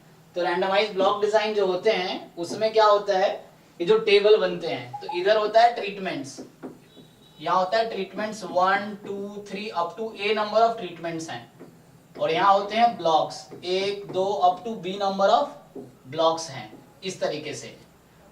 सो टोटल कितने ऑब्जर्वेशन हो गए इस टेबल में? कितने एलिमेंट्स होंगे टोटल? A into B। हाँ, सो अब तुम क्वेश्चन पे आओ अपने। तुम्हारे पास शुरू में 5 ट्रीटमेंट था और 4 ब्लॉक था, कितने एलिमेंट हो गए टोटल? Yes sir. 20, ठीक है ना? 5 क्वेश्चन पढ़ो तुम। शुरू में 5 तुम्हारे पास ट्रीटमेंट है और 4 ब्लॉक है, तो 20 एलिमेंट होंगे टेबल में। तो जो टोटल डिग्री ऑफ फ्रीडम होगी एक कम होती है, तो टोटल डिग्री ऑफ फ्रीडम कितनी हो गई? 19। हाँ 19, तो यही 19 यहाँ लिखा हुआ है, ठीक है? अब देखो तुम्हारे पास क्वेश्चन में कितने ट्रीटमेंट थे? 4 नहीं 5। 5 तो 5 ट्रीटमेंट है तो ट्रीटमेंट की डिग्री फ्रीडम एक कम होगी, कितनी होगी? 4। तुम्हारे पास कितने ब्लॉक है क्वेश्चन में इनिशियली शुरू में? 4। तो डिग्री ऑफ फ्रीडम एक कम करो, कितनी होगी? 3। अब इन तीनों को ऐड करके 19 आना चाहिए, तो तुम डिसाइड करो एरर क्या होगा, एरर डिग्री ऑफ फ्रीडम क्या होगा? 12 आ गया। सेम स्टोरी यहाँ हुआ। अब क्या होगा, एक तुमने ट्रीटमेंट ऐड कर दिए, तुम्हारे पास 6 ट्रीटमेंट है, अब ब्लॉक 4 ही है, टोटल 24 तुम्हारे पास टोटल ऑब्जर्वेशंस हैं। तो 24 है तो इसकी डिग्री ऑफ फ्रीडम 23 हो गई टोटल की, ये टोटल है, ठीक है? टोटल की। फिर वैसे ही 6 ट्रीटमेंट है तो डिग्री ऑफ फ्रीडम 5, 4 ब्लॉक है, डिग्री ऑफ फ्रीडम 3। अब इन तीनों का सम 23 आना चाहिए, तो डिसाइड करो एरर क्या होगा। ओके है? बस डेफिनेशन देख लेना क्या है कि रैंडमाइज ब्लॉक डिजाइन क्या है ना, कंप्लीट रैंडमाइज डिजाइन क्या है, लैटिन स्क्वायर डिजाइन क्या है, इसलिए डेफिनेशन और एनोवा टेबल बस इतना ही काफी है। मुझे लगता है इसी पे क्वेश्चन आएगा कि डेफिनेशन हर टर्म का क्लियर हो तुम्हें, और यहाँ इनोवा टेबल पता हो क्या है। और इसमें ऑप्शन में कैसा कुछ, हाँ ऑप्शन में क्या पूछा था, the increase in error degree of freedom, कितना डिग्री ऑफ फ्रीडम बढ़ गया, एरर का पहले 12 था अब कितना हो गया, 3, तो कितना बढ़ गया, 15। हाँ तो मतलब इंक्रीज कितना, क्वेश्चन ये कि 15 कहाँ है आंसर, क्वेश्चन क्या पूछा तुमसे, डिग्री ऑफ फ्रीडम कितना इंक्रीज हुआ है, मतलब 15 - 12 3। यस यस हाँ ठीक, 3 इंक्रीज, हाँ आंसर 3 है क्योंकि पहले 12 था, एक तुमने ट्रीटमेंट ऐड कर दिए तो उसमें 3 डिग्री ऑफ फ्रीडम ऐड हो गया, ये उनको डायरेक्टली पता था क्योंकि तुम वहां से देख पा रहे हो R-1 हो जाएगा ना।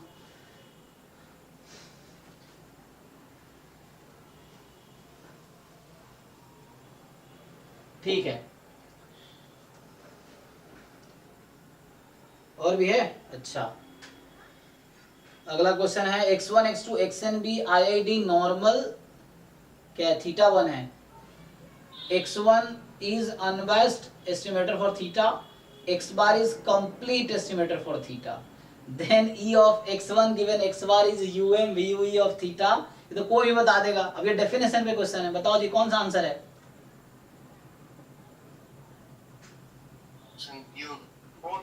सो यहाँ पे क्या है कि राव ब्लैकवेल क्या कहता है एक्चुअली कि वेरिएंस कम होता है, तो राव ब्लैक में लेमन से भी यूज कर, हाँ क्योंकि एक्चुअली राव ब्लैकवेल का एक्चुअल स्टेटमेंट ये है कि जो ये एस्टिमेटर दे रखा है तुम्हें E of x1 given x bar, इसकी वेरिएंस x1 से कम होगी। अब चूंकि x बार जो है और राव ब्लैकवेल में कंप्लीटनेस यूज नहीं होता, सॉरी हाँ completeness use just sufficient use होता है ना, हाँ जस्ट सफिशिएंट यूज होता है, उसमें ये बोलता है कि तुम्हारा मैं याद दिलाता हूं क्या था, सो राव ब्लैकवेल ये कहता है ना, राव ब्लैकवेल जो है वो ये कहता है कि x1 तुम्हारे पास मान लो या डेल्टा मान लो, डेल्टा तुम्हारे पास अनबायस्ड एस्टिमेटर है एंड t तुम्हारे पास सफिशिएंट है, तो ये क्या है सफिशिएंट है, तो जो expectation of delta given t है ये एक नया एस्टिमेटर है, मान लो t1, सो ये एक्चुअली ये जो होगा अनबायस्ड तो होगा ही, ये अनबायस्ड तो होगा ही, साथ में जो वेरिएंस होगा इसका t1 का ये कम होगा वेरिएंस ऑफ डेल्टा से, सो ये है राव ब्लैकवेल एक्चुअली, ठीक है ना। अब उसी में अब आगे क्या होता है, अगर t कंप्लीट भी हो गया तो है ना, राव ब्लैकवेलाइजेशन थ्योरम बोलते हैं इसको, मेथड इसमें यह है कि अगर तुम्हारा डेल्टा अनबायस्ड है, t कंप्लीट सफिशिएंट दोनों हो गया, तो उस केस में ये UMVUE हो जाएगा। और ये कैसे वेरीफाई होता है, सिंपल लेमन-सेफी थ्योरम कहता है कि ये function of complete sufficient statistics है और अनबायस्ड भी है, तो इसीलिए UMVUE हो गया, तो दोनों यूज हो रहा है।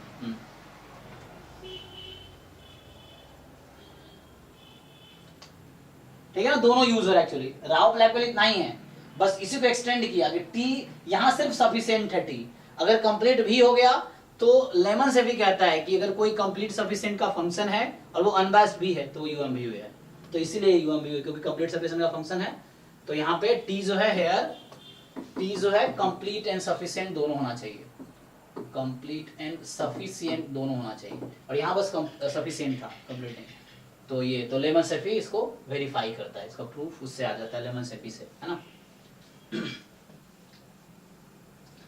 ठीक है, हो गया, सो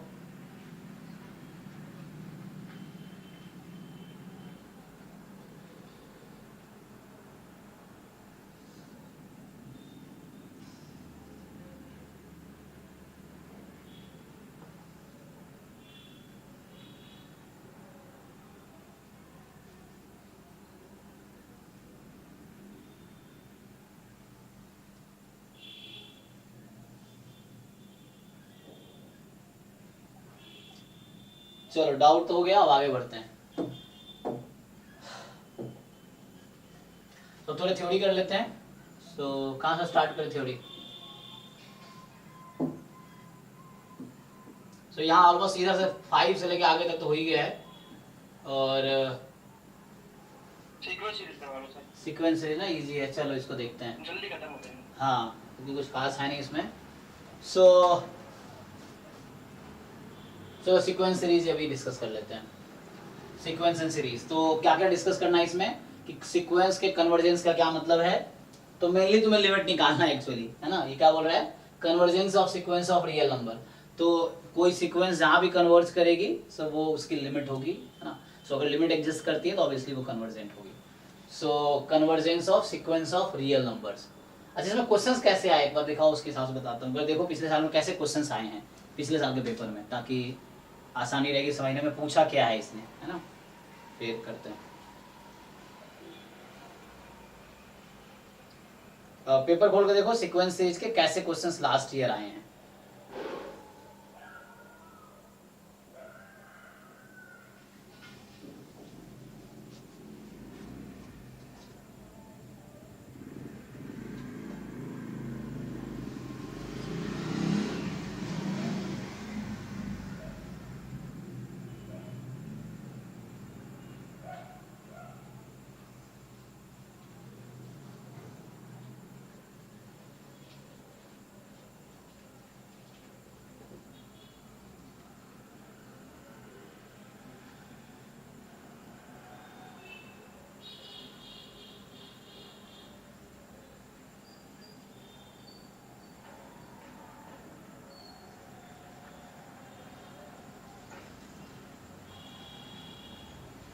सर जी सर एक डाउट, बोलो। सर जो आप कोरिलेशन की वैल्यू -1 to 1 बताए हैं, जी तो सर वो बाइवेरिएट नॉर्मल में भी सर वो सेटिस्फाई करेगा? कहीं भी सेटिस्फाई करेगा किसी भी रैंडम वेरिएबल के लिए कोरिलेशन कोई बाइवेरिएट नॉर्मल में तो रो इक्वल टू 1 रखने पर शायद अनडिफाइंड आता है ना। नहीं अनडिफाइंड वो अलग चीज है, मतलब वहाँ -1 से 1 के बीच में होगी। बोल रहा हूँ रेंज उसका -1 से 1 में ही होगा, 1 से ज्यादा कभी नहीं होगा, -1 से कम नहीं होगा। सर मेरा क्वेश्चन ये है कि सर बाइवेरिएट नॉर्मल वेरिएबल में रो की वैल्यू 1 ले सकते हैं कि नहीं? हाँ वहाँ शायद नहीं ले सकते, वहाँ पे उसमें प्रॉब्लम आता है कुछ, वो डीजनरेट पे कन्वर्ट करता है कुछ वैसा। हाँ कुछ एक्सेप्शन है वहाँ पे। हाँ सर उसका पीडीएफ भी अनडिफाइंड। हाँ वो पीडीएफ वो कुछ डिफाइन नहीं होता, 1 - 1 पे वो नॉट डिफाइन हो जाएगा ना। हाँ क्योंकि डिनोमिनेटर में 1 - रो स्क्वायर है इसीलिए।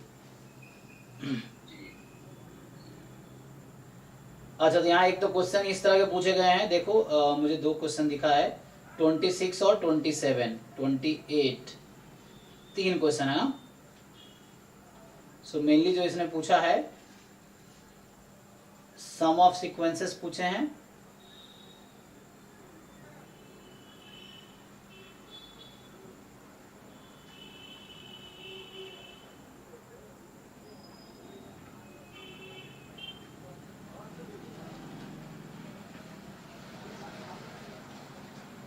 है ना। तो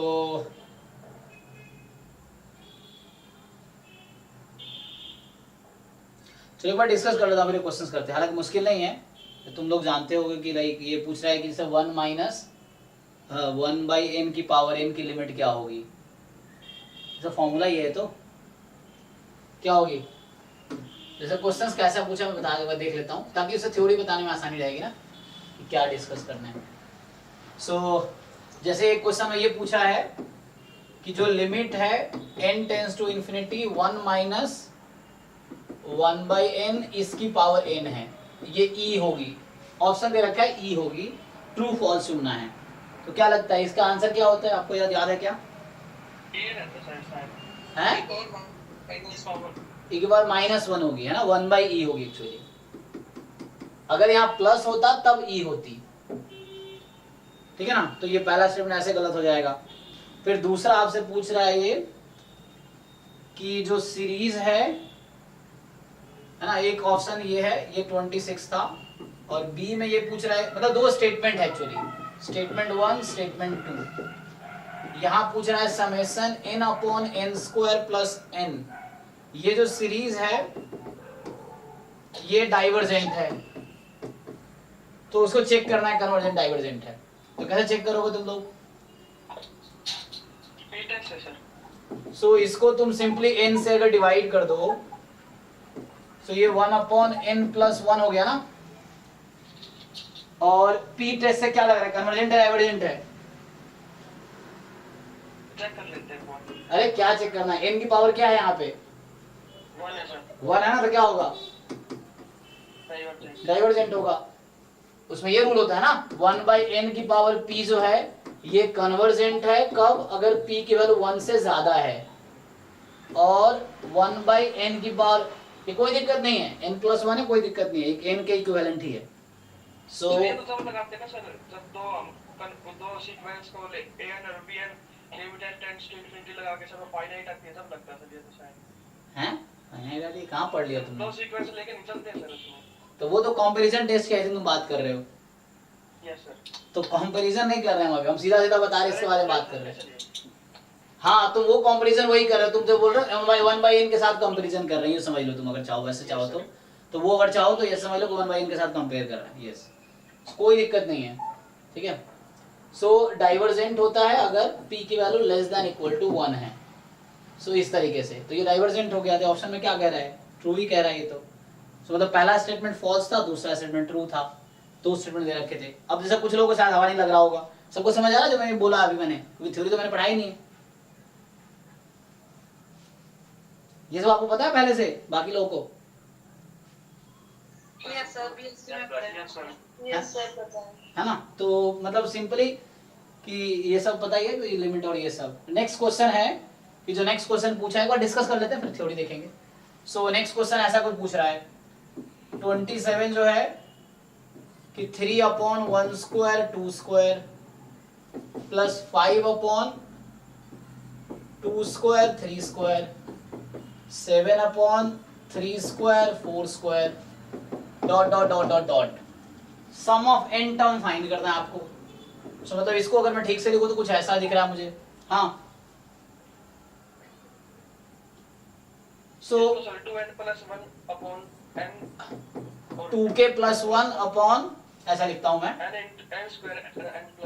k square k + 1 whole square k from 1 to n, क्योंकि इसने sn बोला है, इसने बोला है n टर्म तक आपको जाना है। तो n टर्म जब देखेंगे इसका, ये पहले टर्म 3 है तो nवां टर्म जो होगी वो 2n + 1 होगी, जो आप कह रहे थे n स्क्वायर n + 1 स्क्वायर। तो ये आपको दे रखा है और आपसे पूछ रहा है कि देखो मैं ये मान रहा हूँ थोड़ा बहुत आपको आइडिया है पहले, थोड़ा बहुत क्या, क्योंकि सबने तो अब एग्जाम आ गया क्लोज, तो कहीं ना कहीं पढ़े होंगे खुद से या बीएससी में या जैम में। तो बस क्वेश्चन डिस्कस करते हैं तत्काल, ताकि आपको ये दिखे क्वेश्चन का लेवल क्या है। क्वेश्चन बहुत इजी लेवल का, डिफिकल्ट नहीं आ रहा ना, डेफिनेशन बेस्ड और डायरेक्टली स्ट्रेट फॉरवर्ड क्वेश्चन है। सो ये हो गया k from 1 to n sn। पूछा इसका आंसर क्या आएगा, व्हाट इज द सम। तो कोई बताओ पहले, आप लोगों को आइडिया दिख रहा है क्या?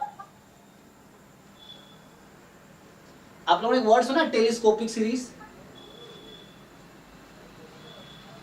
हाँ सर, चलो लगाओ, हिंट हिंट दे दिया मैंने हालांकि। हाँ सर जी, सर उसको सर अलग अलग करके हम कट कर सकते हैं क्या? हाँ वही बोल रहा हूँ मैं, टेलीस्कोपिक सीरीज में वही होता है, ये सारे टर्म्स करते चले जाते हैं। हाँ सर, वो जो 3/1 स्क्वायर * 2 स्क्वायर है, यस यस यस, तो उसको तो लिख सकते हैं 1/1 स्क्वायर माइनस 1/2 स्क्वायर। ये लो मैं डायरेक्टली लिख देता हूँ, जो तुम कह रहे हो जी, जी। वो डायरेक्टली लिख लो। तो देखो ये खोलोगे तो वही आएगा, इसको तुम ओपन करो, k को 1 रखो तो 1/1 स्क्वायर माइनस 1/2 स्क्वायर, जो आप कह रहे थे ये होगा 1/1 स्क्वायर माइनस 1/2 स्क्वायर, ये होगा 1/2 square minus 1/3 square, 1/3 square minus 1/4 square, ऐसा है। तो मैं अगर ठीक से लिखूं इसी SN को, तो अगर ऐसे आप देखना चाहो तो ये है 1/1 स्क्वायर माइनस 1/2 स्क्वायर, ये है 1/2 स्क्वायर माइनस 1/3 स्क्वायर, फिर ये है 1/3 स्क्वायर माइनस 1/4 स्क्वायर, लास्ट में होगा 1/n square minus 1/n + 1 square. ऐसी ना, क्या हुआ दिस क्या क्या बच गया? 1 - 1/n + 1 का होगी। यस, अब इसको सिंपलीफाई कर लो, कितना आता है? So n + 1 whole square minus 1/n + 1 whole square, तो ये हो गया आपका n square plus 2n/n + 1 whole square, और कॉमन लो तो n × n + 2/n + 1 whole square. देखो कोई ऑप्शन है? ये 27 नंबर क्वेश्चन है उसी पेपर का, यस, सी ऑप्शन है, थर्ड ऑप्शन है, ठीक है, थर्ड ऑप्शन।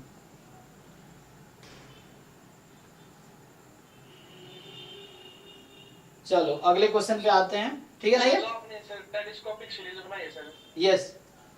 इस सीरीज का कोई मेथड होता है, मतलब हमें कैसे पता चलेगा सर, या सोल्व करके देखना पड़ेगा? हाँ, हिट एंड ट्रायल होता है, आपको देखना पहले, खुद एनालाइज करना पड़ेगा कि how can you find the sum, ये चीज है, वो खुद देखना पड़ेगा आपको, देखना पड़ेगा रिलेशन क्या है।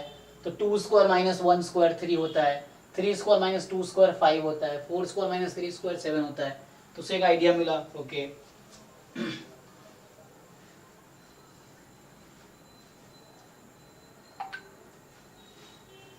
चलिए आगे देखते हैं। तो नेक्स्ट क्वेश्चन जो है वो ये है,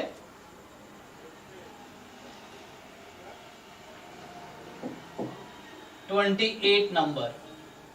28 क्या कह रहा है कि summation n from 1 to infinity, ये 3 क्वेश्चन ही है जो सीक्वेंस सीरीज के थे।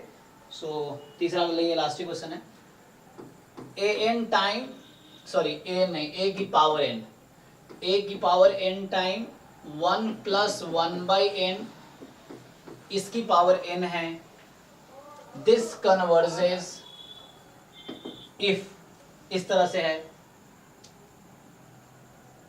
ऑप्शंस हैं आपके पास कि a की वैल्यू 0 1 के बीच होगी, a की वैल्यू 1 से ज्यादा होगी, a की value less than equal to 1 more than 0 होगी, और एक ऑप्शन है a more than equal to 1 होगी।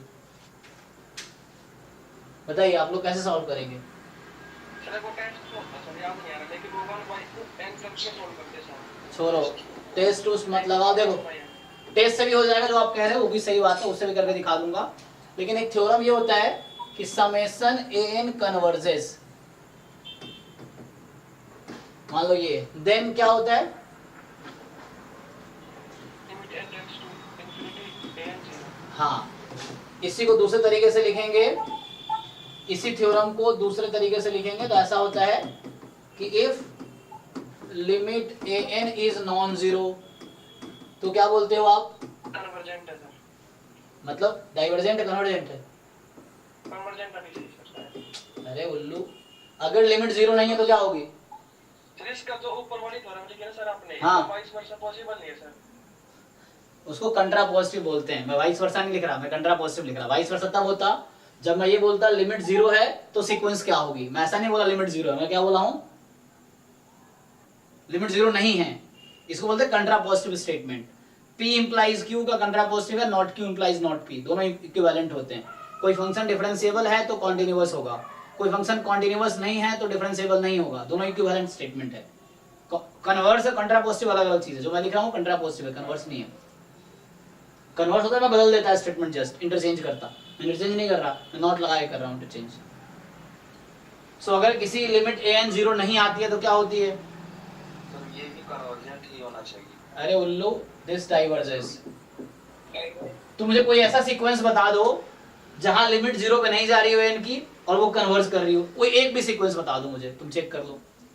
ऐसा कोई n एक भी सीक्वेंस बता दो मुझे जिसकी लिमिट 0 नहीं हो रही हो लेकिन वो सीरीज कन्वर्ज कर रही हो, ऐसा एक एग्जांपल बता दो, चेक कर लो तुम। सर हम एक सर बुक में सर ऐसा कुछ पढ़े हैं कि लिमिट अगर किसी फाइनाइट पॉइंट पर भी अगर वो कन्वर्ज कर रही है तो तभी वो कन्वर्जेंट होगी। कहाँ पढ़े हो, दिखाओ मुझे। क्या पढ़ा? तुम लोग ये कह रहे हो कि अगर कोई लिमिट नॉन जीरो हो जाएगी तो भी कन्वर्ज कर सकती है जी। तो मैं तो कह रहा हूँ एक एग्जांपल बता दो, एक बता दो मुझे, बस एक ऐसा एग्जांपल तुम बता दिया ना तो तुम जो कहो वो कर लेंगे। एक ऐसा एग्जांपल बता दो जहां सीक्वेंस की लिमिट 0 पे नहीं जा रही हो लेकिन वो सीरीज कन्वर्ज कर रही हो, मुझे बता दो कोई ऐसा एग्जांपल, एक भी। चाहे तुम अपने पिछले वाले टीचर से पूछ के बता दो, कोई दिक्कत नहीं है।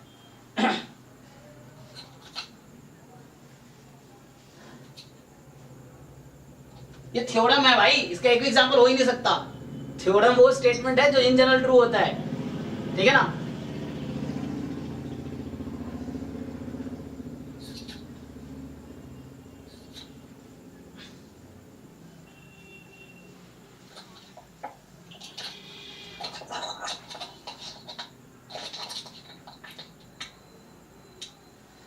अब इसका बाकी प्रूफ की बात है तो वो तो हम देख लेंगे। रेशियो टेस्ट लगा दो तो भी हो जाएगा, रूट टेस्ट भी लगा सकते हो, रूट टेस्ट से भी हो जाएगा। रेशियो टेस्ट, रूट टेस्ट पता होगा, रूट टेस्ट लगा लो, रूट टेस्ट से दिख जाएगा। एक्चुअली स्टैटिस्टिक्स में तो मैं क्या बोलते हैं, एक्सीडेंटली स्टैटिस्टिक्स में आ गया हूँ ना। पहले तो मैं मैथ में ही अच्छा था, अभी मैथ में ही अच्छा हूँ। स्टैटिस्टिक्स तो मैं एक्सीडेंटली आ गया, क्योंकि स्टैटिस्टिक्स कोई मार्केट में पढ़ाने वाला था ही नहीं, तो मैंने शुरू किया। मैथ तो मैं बहुत पहले से पढ़ा रहा हूँ मार्केट में, है ना। ये सब तो मैंने जैम मैथमेटिक्स वालों को पढ़ाए हैं। सर इसमें रूट टेस्ट अप्लाई करके हाँ लिमिट को ये आना है, तो ये लेस देन 1 पे कन्वर्ट होगा। यस, ये इक्वल टू 1 पे क्या हमें चेक करना पड़ेगा? हाँ यस यस, क्योंकि आप इक्वलिटी बाउंड्री पे आपको चेक करना पड़ेगा। तो सोचो आपने a को 1 रख दिया, ठीक है, तो इसकी लिमिट कहाँ पे जाएगी आप बताओ मुझे। अगर आपने a को 1 रख दिया तो लिमिट कहाँ पे जाएगी इस सीक्वेंस की? अरे उल्लू, डिफाइन कैसे हो जाएगी? e होगी, तो e होगी तो अगर n टेस्ट वन डिफाइंड भी है ना, तो 1 के पावर अनडिफाइंड हो जाएगा वो ना। अरे वो इंडिटरमिनेट टर्म है, मैं लिमिट पूछ रहा हूँ, अनडिफाइंड नहीं होता वो इनडिटरमिनेट फॉर्म है। इनडिटरमिनेट फॉर्म की कोई ना कोई वैल्यू होती है, वो तुम्हें डिसाइड करना पड़ता है। तो 1 की पावर, हाँ जो 1 + 1 अपान n के पावर n है वो तो e हो जाएगा, ठीक। यस, लेकिन सर इसको 0 होना पड़ेगा सर। हम ऐसा सर आप ग्रुप में भेजे हैं सर, आप देख लीजिए उसको। यस यस, अभी हम आते हैं। मैं उसको क्या बोला, तू ढंग से सुनते नहीं हो। उसने बोला कि सर a की वैल्यू जब 1 होगी तो क्या होगी, तो हम तब बात करें a की वैल्यू 1 होगी, तो हमने कहा a को तुम 1 रख दो, तो 1 रख दिया। अब जो तुम्हें दिख रहा है यहाँ पे सीक्वेंस, सम छोड़ दो तत्काल, उसकी लिमिट बताओ, an की लिमिट क्या है, मैं ये बात कर रहा हूँ, लिमिट ऑफ an क्या है। तो an की लिमिट क्या है? e है, e 0 है क्या? नहीं है ना। तो इस थ्योरम से सीक्वेंस क्या हो जाएगी? डाइवर्जेंट। तो a = 1 पे डाइवर्जेंट है, और a I think more than 1 पे भी डाइवर्जेंट होगा। चेक किया तुमने? किसने चेक किया था ना? किसने किया था? सॉरी ने। हाँ, तो कन्वर्जेंट कब आई? a < 1 पे। ऑप्शन सो ऑप्शन ए सही हो गया, क्योंकि भैया सोचो, सिंपली एक लॉजिक है, a 0 से 1 में है तो a की पावर n की लिमिट क्या आएगी? a अगर 0 से 1 में है तो a की पावर n की लिमिट क्या आएगी? 1 है उल्लू, और 0 0 0। a की वैल्यू 0 से 1 में तो a की वैल्यू 0 आएगी। और अगर सीक्वेंस कन्वर्ज करती है तो लिमिट 0 ही होना चाहिए, और कोई दूसरा रास्ता नहीं है। अगर कोई सीरीज कन्वर्ज करती है, अगर कोई सीरीज कन्वर्ज करती है, तो वो जो an है तुम्हारा, उस an सीक्वेंस की लिमिट 0 ही होगी। और इसी को दूसरे तरीके से मैंने ये लिखा है कि अगर लिमिट 0 नहीं हुई तो वो गारंटी देगा कि सीरीज कन्वर्ज नहीं करेगी। उसी को दूसरे तरीके से लिखा मैंने। तो इसीलिए इसको 0 पे जाना ही होगा, इस टर्म को कन्वर्ज करने के लिए। कन्वर्ज करने के लिए 0 पे ही जाना पड़ेगा। जो तुम कह रहे हो कि मैंने ऐसा देखा है कि लिमिट 0 पे नहीं जाएगी तो भी कन्वर्ज कर जाएगी, ऐसा हो ही नहीं सकता। चेक किया सर मैंने, आपसे ही बता दिया। हाँ कर दिया सर चेक, आप ठीक हो जाएगा। थ्योरम है ना, तो मैं क्या बता रहा हूँ, तो बुक में ही पढ़ा है, मैं मेरा कोई अपना ही नहीं तो ये तो थ्योरम है, बस इसको समझना है आपको। मैंने इसको समझ लिया स्टेटमेंट को, कि ये स्टेटमेंट और ये स्टेटमेंट एक ही बात कह रहा है, दोनों अलग नहीं है। एक ही थ्योरम को दो अलग तरीके से लिखा मैंने। सर ये सीक्वेंस एंड सीरीज वाला पार्ट कहाँ से कवर अप करें? मेरा तो बहुत गंदा है। ये देखो, अभी तत्काल मेरे पास एक बुक पड़ी, मेरे पास 3 बुक है, हालांकि मैं तीनों पढ़ता हूँ। तो अभी ये तत्काल नई मंगाई है, तो ये पढ़ लो। इसके मापा की बुक है, इंट्रोडक्शन टू एनालिसिस। ये 500 रुपए की आई है ऑनलाइन, मैंने अभी अमेजन से मंगाए हैं, कल ही परसों मंगाया था। तो मतलब पीडीएफ भी अवेलेबल है हमारे गूगल पे भी मिल जाएगा पीडीएफ इसका तुम्हें, तो पढ़ लो एक बार। कोई भी एक बुक ठीक से पढ़ लो, हर बुक में सेम है। इसमें एग्जांपल ज्यादा है तो समझ ज्यादा आएगा। जैसे लोग, इन लोगों को देखो थ्योरी ही क्लियर नहीं थी अभी, तो थ्योरी क्लियर कैसे होगी? जब डिफरेंट क्वेश्चंस करोगे तो जाके थ्योरी और क्लियर होंगी, है ना। डेफिनेशन सिर्फ पढ़ने से क्लियर नहीं होगी, उसमें डिफरेंट एग्जांपल्स में डिफरेंट पर्सपेक्टिव से सॉल्व करोगे तो आपको क्लियर होगा, ओके इसका ये मतलब है, ठीक है। तो यहाँ सिंपल इसको 0 पे जाना होगा, और ये 0 पे तभी जाएगी, ये टर्म 0 पे तभी जाएगी जब a को 0 से 1 के बीच होना पड़ेगा, अदरवाइज ये e पे चली जाएगी, है ना। तो 0 पे जाने के लिए a को 0 से 1 के बीच होना पड़ेगा। अगर 0 के अलावा कहीं पे इसकी लिमिट गई, सीक्वेंस की बात कर रहा हूँ, सीक्वेंस की लिमिट 0 के अलावा कहीं पे गई, डाइवर्जेंट हो जाएगी। हाँ ठीक है। तो 3 क्वेश्चन जो आए थे सीक्वेंस सीरीज के, वो हमने देख लिए कैसे आए। अब देखना है इसके पीछे की स्टोरी, कि भैया वो थ्योरीज क्या क्या है, थ्योरम्स क्या क्या है ना। चलो, तो क्वेश्चन बहुत डिफिकल्ट नहीं है। तुमने देखा कोई टाइम लगा क्या? नहीं ना, स्टेटमेंट देख के, थ्योरम देख के पता चल जा रहा है।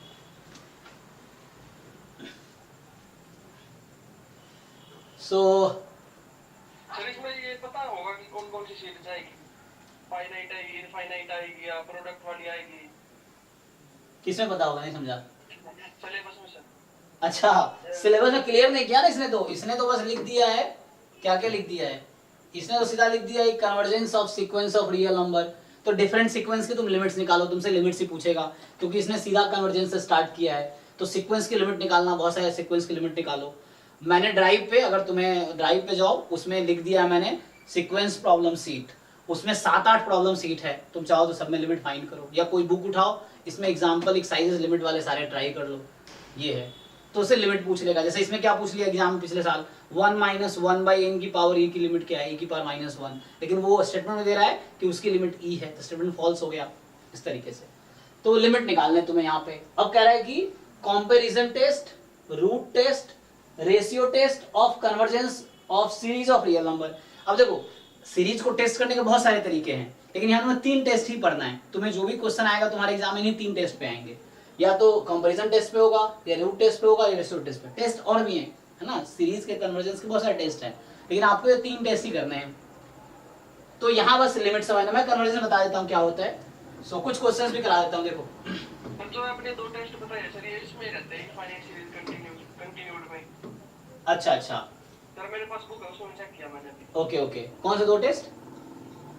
ये सर जो आपने बताया रूट टेस्ट और ये रियल नंबर। हाँ, ये मैं नहीं बताया, ये लिखा है, सिलेबस पढ़ रहा हूँ मैं। देखो, comparison test, root test, ratio test for the convergence of series of real. मैं तुम्हारा सिलेबस बता रहा हूँ कि जो सिलेबस है तुम्हारा एग्जाम का। फाइनाइट सीरीज के लिए होगा। फाइनाइट सीरीज के लिए मतलब, फाइनाइट सीरीज क्या होता है? फाइनाइट सीरीज क्या होता है? सीरीज और सीक्वेंस हमेशा इनफाइनाइट होते हैं। जो तुम पढ़ रहे हो ना, सीरीज और सीक्वेंस इनफाइनाइट ही रहेंगे। अगर वो फाइनाइट है तो सीरीज है ही नहीं, ठीक है ना। सीरीज मींस मतलब, हालांकि फाइनाइट सीरीज बोल सकते हो, फाइनाइट सीक्वेंस बोल सकते हो, लेकिन हम लोग जिस लेवल पे हैं वहां इनफाइनाइट के लिए बात करते हैं हालांकि, ठीक है ना। जो सीरीज है वो इनफाइनाइट सीरीज होगी, टर्म्स इनफाइनाइट होंगे। सीक्वेंस, क्योंकि सीक्वेंस क्या है डेफिनेशन कोई बताओ मुझे सीक्वेंस का। तो सीक्वेंस और सीरीज में सर, सीक्वेंस में तो सर बीच में कॉमा रहते हैं, सीरीज में प्लस रहता है। हाँ, राइट, यस। तो सीक्वेंस की डेफिनेशन क्या है, मैं ये पूछ रहा हूँ तुमसे। नंबर ऑफ, देखो अब तुम लोग बच्चे नहीं रहे, तुम लोग ग्रेजुएट हो गए हो।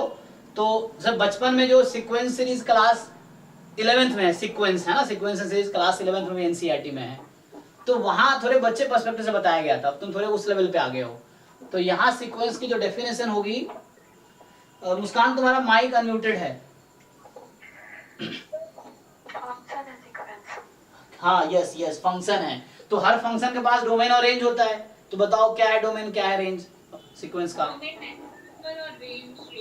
यस, ठीक है ना। तो सीक्वेंस एक फंक्शन है, और फंक्शन है जिसका डोमेन होगा। रैंडम वेरिएबल भी एक फंक्शन है, प्रोबेबिलिटी भी एक फंक्शन है, ठीक है ना। तो इस तरीके से तो कोई भी फंक्शन है, पीडीएफ फंक्शन है, सीडीएफ फंक्शन है, पीएमएफ फंक्शन है, सब फंक्शन है। तो हर फंक्शन में डोमेन और रेंज होता है, एटलीस्ट कोडोमेन तो बता ही सकते हो। तो ये है। सो हम लोग जो पढ़ते हैं वो रियल सीक्वेंस पढ़ते थे। हम लोग जो पढ़ रहे हैं वो उसका नाम क्या है, रियल सीक्वेंस पढ़ रहे हैं। सो रियल सीक्वेंस क्या होता है, जो उन्होंने बताया सही बताया, ठीक है। सो रियल सीक्वेंस क्या है कि sequence is a function, so it is a function whose domain is natural number, whose domain is set of natural number, set of natural number, and जो रेंज होगा वो सबसेट होगा real number का। कोई जरूरत नहीं पूरे रियल नंबर कवर करेगा, तो मैं कोडोमेन लिख देता हूं। And codomain is set of real numbers, ठीक है। तो मतलब क्या है, मतलब दैट इज जो सीक्वेंस एक्चुअली एक फंक्शन है नेचुरल नंबर से रियल नंबर में, सच दैट ये जो तुम fn लिखते हो इसको हम an से डिनोट करते हैं। सो ये चीज है कि सीक्वेंस एक फंक्शन है जिसके टर्म्स ऐसे हैं। मतलब ये समझ लो कि तुम्हारा ये है नेचुरल नंबर और ये है तुम्हारा रियल नंबर्स, और ये तुम बनाए फंक्शन। तो 1 2 3 4 5, और चूंकि नेचुरल नंबर है तो मैपिंग 1 की एक मैप होगी, 2 की एक, तो 1 की जो इमेज है वो a1 है, 2 की इमेज a2 है, तो 1 की जो इमेज है वो A1 है, 2 की जो इमेज है वो A2 है, 3 की जो इमेज है A3 है। तो यहाँ ऑर्डर इंपॉर्टेंट है, तुम ऑर्डर ऊपर नीचे नहीं कर सकते, ठीक है ना। सेट में ऑर्डर इंपॉर्टेंट नहीं होता, सेट में तुम एलिमेंट को आगे पीछे कर सकते हो, लेकिन सीक्वेंस में आगे पीछे नहीं कर सकते। इसलिए तुम देखते होगे कभी भी सीक्वेंस को ऐसा नहीं लिखा गया होगा, कभी भी, या तो वो ऐसे लिखते हैं या ऐसे लिखते हैं, है ना। ये नोटेशन है सेट का, और सेट का मतलब ऑर्डर इज नॉट इंपॉर्टेंट, आगे पीछे कर सकते हो। रिपीटेड एलिमेंट को एक बार ही लिखना है सेट में, लेकिन सीक्वेंस में ऐसा नहीं है। सीक्वेंस में एलिमेंट रिपीट हो रहा है तो जितनी बार हो रहा है सब उतनी बार लिखो, और ऑर्डर तुम बदल नहीं सकते। सो मैं एग्जांपल दे रहा हूं तुम्हें। सो जो सीक्वेंस के लिखने का तरीका, सीक्वेंस को इसमें लिखते हैं, तुमने नोट किया होगा कि जो सीक्वेंस लिखा रहता है या तो पैरेंथेसिस में होगा या इस तरीके से लिखा होगा। So sequence can not be written like this. कभी भी, जैसे एग्जांपल देता हूं मैं तुम्हें कि जैसे एक सीक्वेंस an है, -1 की पावर n है, तो ये सीक्वेंस है। तो इसको तुम खोलोगे ना, तो जब n को 1 रखोगे तो -1, n को 2 रखो 1 -1 1 -1 1, ये सीक्वेंस हुआ। अगर तुम सेट बात करोगे, अगर मैं सेट की बात करूं -1 की पावर n, तो ये क्या होगी,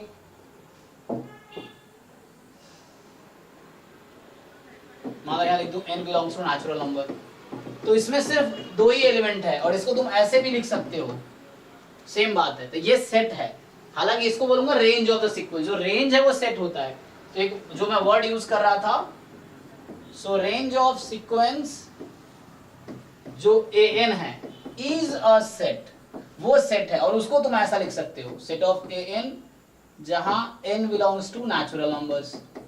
सो जो रेंज है वो सेट है, okay. Sequence is not a set. Sequence क्या है, ऑर्डर्ड कलेक्शन से नंबर का, जो लेवल्ड है। लेवल्ड का मतलब पहले एलिमेंट का image A1 A2 A3 A4, you can not change order, and if they are repeated you have to write as many times as they appear.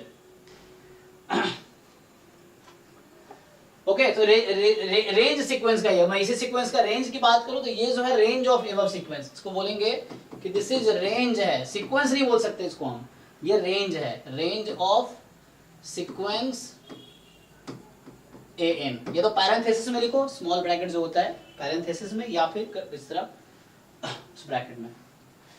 So sequence simply एक function है जिसका domain natural number है और codomain real number है।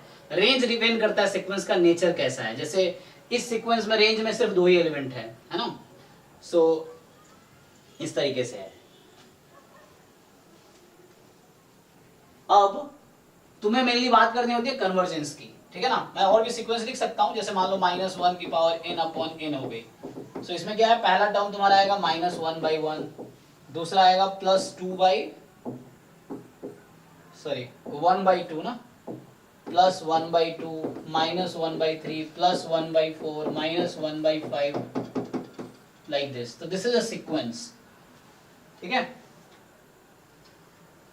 तो ये सब कुछ एग्जांपल है।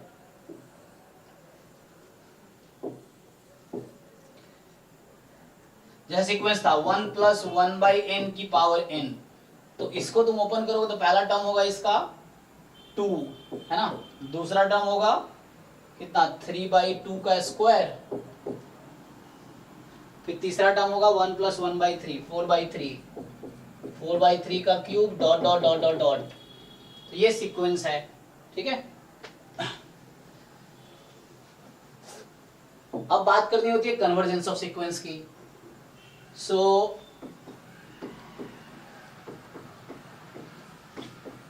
convergence of sequence. So what is meaning of convergence of a sequence? Meaning बताओ, convergence of a sequence की क्या मीनिंग है?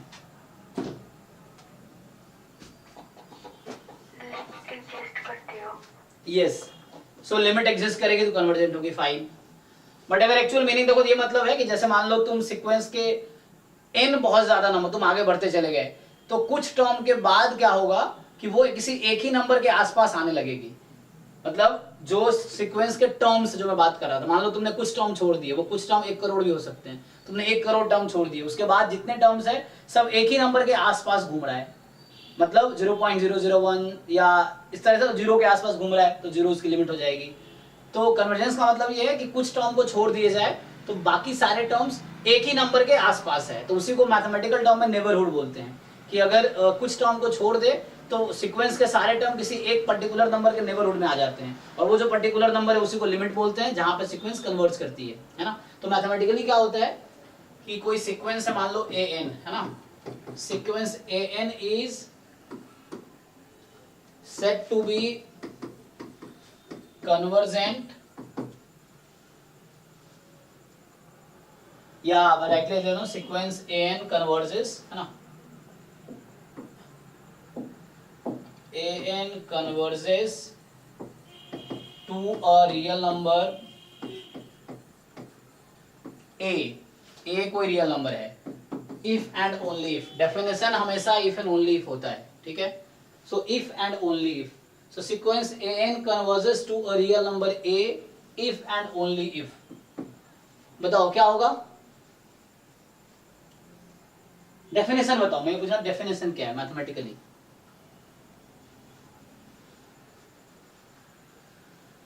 क्या लिखते हो तुम लोग, for all epsilon more than 0, तो एप्सिलॉन कोई भी नंबर मोर देन 0 ले लो, तो एप्सिलॉन 0.1 भी हो सकता है और 100 भी हो सकता है, ठीक है ना। तो you choose any epsilon more than 0, there exist, हाँ देयर एग्जिस्ट, कौन सा नंबर लेते हो आप लोग, एनी पॉजिटिव इंटीजर, हाँ तो क्या लो, उस नोटेशन कुछ होगा, ये तो n0 या m कुछ इस तरह से, k m ले लेता हूँ। So there exist m belongs to natural number. अब ये m उस एप्सिलॉन पे डिपेंड करेगा, एप्सिलॉन 0.1 लोगे तो हो सकता है m की वैल्यू 10 आ जाए, एप्सिलॉन 100 लोगे हो सकता है m की वैल्यू 5 आ जाए या 100 आ जाए, इस तरह से। सो एप्सिलॉन पे डिपेंड करता है m क्या मिलेगा आपको। So for all epsilon more than 0 there exist m below natural number such that an minus a less than epsilon for all n more than equal to m। अब देखो क्या कहना चाह रहा है ये, जो मैं कह रहा था ना उसके नेबरहुड में आ जाएगा। तो नेबरहुड का मतलब क्या है मैथमेटिक्स में, कि मैं बोल रहा हूँ सीक्वेंस an a के नेबरहुड में आ गया, अगर an और a के गैप जो है वो एप्सिलॉन से कम आ जाए, कब, for all n more than equal to m, और ये m वही नंबर है जो हमारा उतने टर्म छोड़ दो, तो m वो नंबर है, तो जैसा एप्सिलॉन होगा वैसा m मिलेगा। मान लो एप्सिलॉन तूने 1/10 लिया तो हो सकता है m 100 मिलेगा, तो बोल रहा है कि 100 टर्म को तुम छोड़ दो सीक्वेंस में, तो 101वां टर्म के बाद क्या होगा, सीक्वेंस के टर्म्स में और उस नंबर में जो लिमिट है उसके बीच का गैप हमेशा एप्सिलॉन से कम हो जाएगा, और तब हम बोलेंगे कि a जो है उस सीक्वेंस की लिमिट है, या वो सीक्वेंस a पे कन्वर्ज कर रही है उस एप्सिलॉन के लिए। और डेफिनेशन में हालांकि ये है, तुम कोई भी एप्सिलॉन ले लो, तुम्हारी मर्जी है, हर एप्सिलॉन के लिए कोई ना कोई एक तुम्हें m मिलेगा, तो वही m वो नंबर है, कितने टर्म छोड़ने हैं, मैं ये बोल रहा हूँ। कन्वर्जेंस का मतलब ये होता है कि कुछ टर्म छोड़ दो, उसके बाद के सारे टर्म एक नंबर के बहुत क्लोज आ जाते हैं, ये क्लोज का डेफिनेशन है मैथमेटिक्स में, कि इसके बीच का गैप बहुत कम होगा, एप्सिलॉन से भी कम होगा। एप्सिलॉन तुम्हारी चॉइस है, तुम कुछ भी ले लो, 0 से ज्यादा 0.0000001 ये भी ले सकते हो, तो इसके बीच का गैप इतना कम हो जाएगा। तो इसका मतलब ये हुआ कि a उस पर कन्वर्ज की डेफिनेशन है मैथमेटिकली। तो हम क्या बोलते हैं आगे, तो वी से जो a है small a is limit of sequence an, ठीक है, कि जो स्मॉल a है वो लिमिट है सीक्वेंस an की, मतलब that is limit n tends to infinity an is equal to a, ठीक है। सो ये हुआ कि limit an n tends to infinity is a। तो ये एक्चुअली प्रॉपर डेफिनेशन है मैथमेटिकली कन्वर्जेंस की, कि any epsilon you choose, for any epsilon you will get a m such that the gap between sequence and the number a is less than epsilon for all n more than equal to m। क्या कहना चाह रहा है, m term के बाद, m term को छोड़ दो उसके बाद ऐसा होने लगेगा, तब तुम बोलोगे कि a जो है उस सीक्वेंस की लिमिट है। ओके, तो ये तो हो गया। बाकी लिमिट निकालना तुम लोग जानते ही हो कैलकुलस से, तो जब भी तुमसे पूछे कि सीक्वेंस कहाँ कन्वर्ज करे, सीधा से लिमिट निकाल दो। चलो कुछ एग्जांपल लिख देता हूँ मैं, ट्राई करो। सो कुछ सीक्वेंसेस है जिसको तुम्हें लिमिट बतानी है, ठीक है। सो क्वेश्चन है फाइंड लिमिट ऑफ सीक्वेंसेस। सो पहला है एक तो वही था 1 माइनस 1/n की पावर n जो तुमसे पूछ लिया था। दूसरा, चलो ये सीक्वेंस के जैसा लिख देता हूँ, 1 + 1/n इसकी पावर n। तीसरा 1 + 1/2n इसकी पावर n/2। चौथा 1 माइनस 1/2n इसकी पावर 2n। ये तो एक टाइप के हो गए। दूसरा तुम्हें लिमिट्स निकालनी है।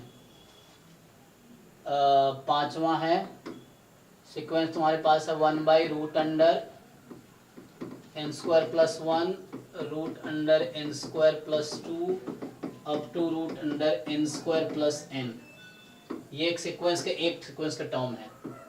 छठा है n की पावर 1/n। सातवां है 2 की पावर 3n/3 की पावर 2n। आठवां है -1 की पावर n/n। नौवां है n² n + 1।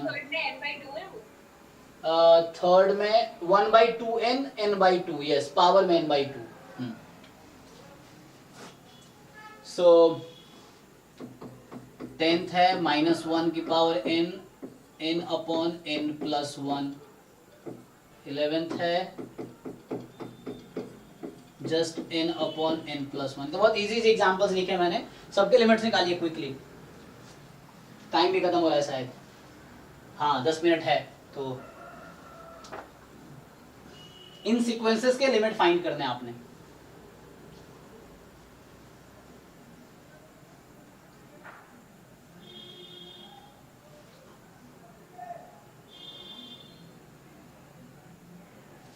ठीक है, 10 मिनट है, 11 पार्ट है, जल्दी जल्दी, और मुझे भी डिस्कस भी करना है। 5 मिनट में तुम लोग करो, फिर अगले 5 मिनट मैं देखता हूँ।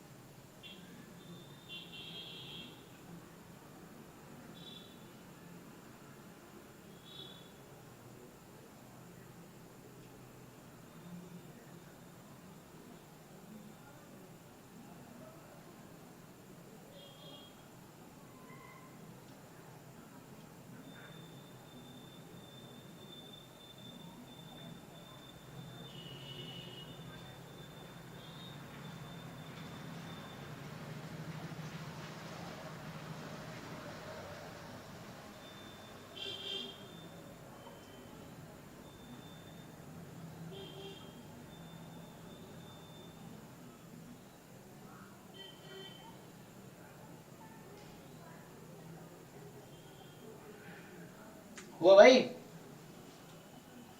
आ गया लिमिट सबके?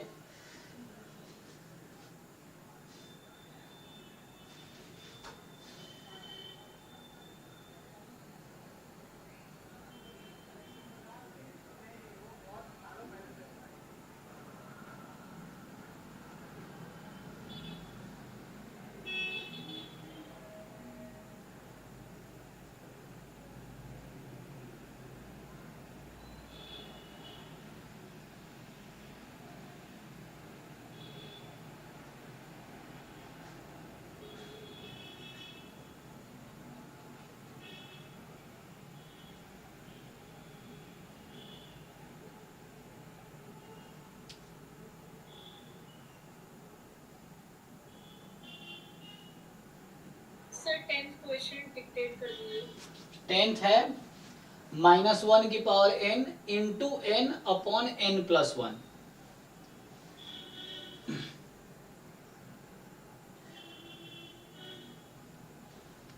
तो ये n का पैर थोड़ा घूम गया है।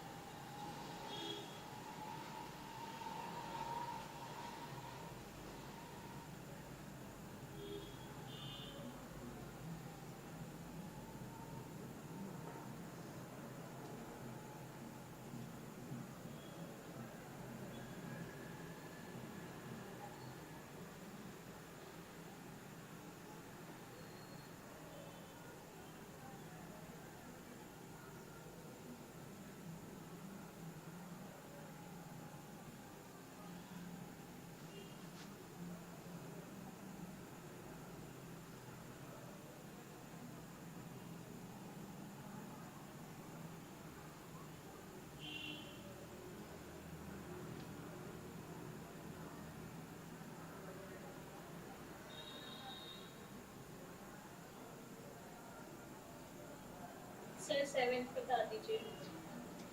ओके 7 2 की पावर 3n और 3 की पावर 2n। 2 की पावर 3n अपॉन 3 की पावर 2n। इसकी लिमिट बताऊं या हो गया आपका? सो 2 कितना आ जाएगा? ये 2 की पावर 3 मतलब 8 अपॉन 9 की पावर n। तो 8 अपॉन 9 लेस देन 1 है और n टेंस टू इन्फिनिटी लेंगे तो वैल्यू 0 हो जाएगी। हाँ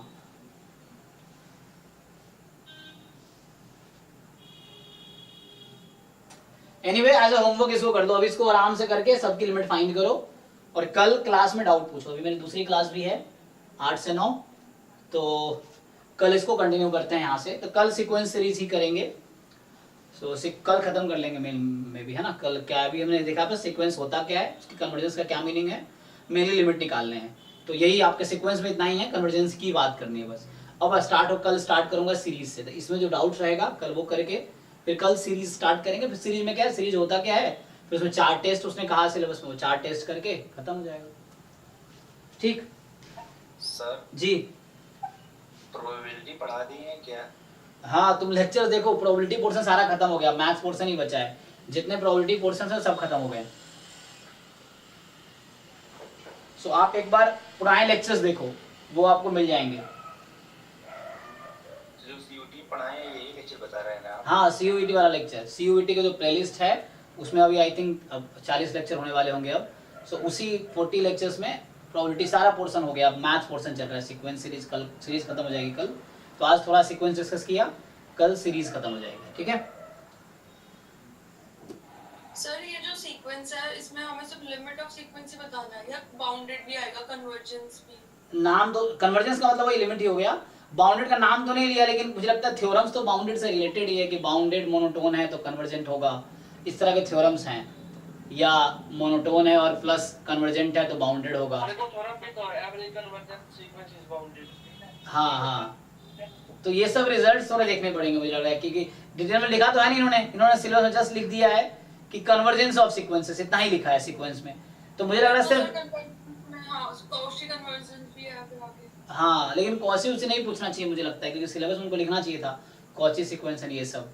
सो उतना डीप में नहीं आया। जो क्वेश्चन पिछले साल भी क्या ही पूछा है, लिमिट से तो पूछा है सिर्फ।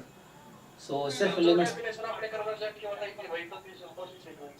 हाँ, कॉची में बस ये कि टर्म बहुत क्लोज आ जाते हैं। हमने ए लिया था, वहाँ an माइनस am हो जाएगा। कोई भी दो टर्म जो है तो उस बहुत क्लोज होते हैं टर्म्स। यहाँ क्या है, ए के क्लोज था, वो लिमिट के क्लोज था। वहाँ क्या है, टर्म्स सारे क्लोज क्लोज आ जाते हैं। मतलब लिमिट्स में क्या है कि उस पर्टिकुलर एक नंबर फिक्स है, उसके आसपास सारे नंबर आ गए। कॉची में क्या है कि लाइक कोई भी दो टर्म उठाओगे बहुत क्लोज होंगे। सो वहां टर्म्स वैरी कर रहे हैं, एक टर्म एक नंबर के बाद, है ना, इस तरीके से। सो कॉची और convergent if and only, real sequence में जो कन्वर्जेंट है वो कॉची होगा, कॉची है वो कन्वर्जेंट होगा, इफ एंड ओनली इफ होता है, ठीक है ना, तो इस तरह से। सर जी सर, मतलब सिलेबस कंप्लीट करने के बाद सर वो पीवाईक्यू भी कराएंगे ना? जी, अभी हमारा एम था 15 तक मैं सिलेबस खत्म कर दूं, था क्या है भी। सो 15 तक सिलेबस करके 15 एग्जाम, 15 के बाद एग्जाम तक पीवाईक्यू और असाइनमेंट्स ही डिस्कस करेंगे। टेस्ट भी है, अभी यूनिट वाइज टेस्ट भी होगा। सो टेस्ट बन गया, ऑलमोस्ट बन ही रहा है। सो उसमें तो टेस्ट भी है होगा और फिर वो डिस्कस करेंगे। असाइनमेंट्स आपके ड्राइव में है, अब ट्राई करो, या आपके जो डाउट्स है वो पीवाईक्यू सारे डिस्कस करेंगे, जो भी जो अपलोडेड है ड्राइव पे, है ना, DU BHU SCU ये सब के पेपर्स अपलोडेड हैं कुछ, उसमें जाके देखो BHU DU COET के, तो वो डिस्कस करेंगे। क्लास एग्जाम कल है तो आज तक चलेगी, क्लास एग्जाम तक चलेगी, तो उसमें पीवाईक्यू भी डिस्कस करेंगे बाद में। असाइनमेंट्स हैं, प्रीवियस ईयर क्वेश्चंस और टेस्ट और उसके डिस्कशंस, ठीक। चलो ठीक है, थैंक यू, मिलते हैं नेक्स्ट क्लास में कल। इसको करके आना।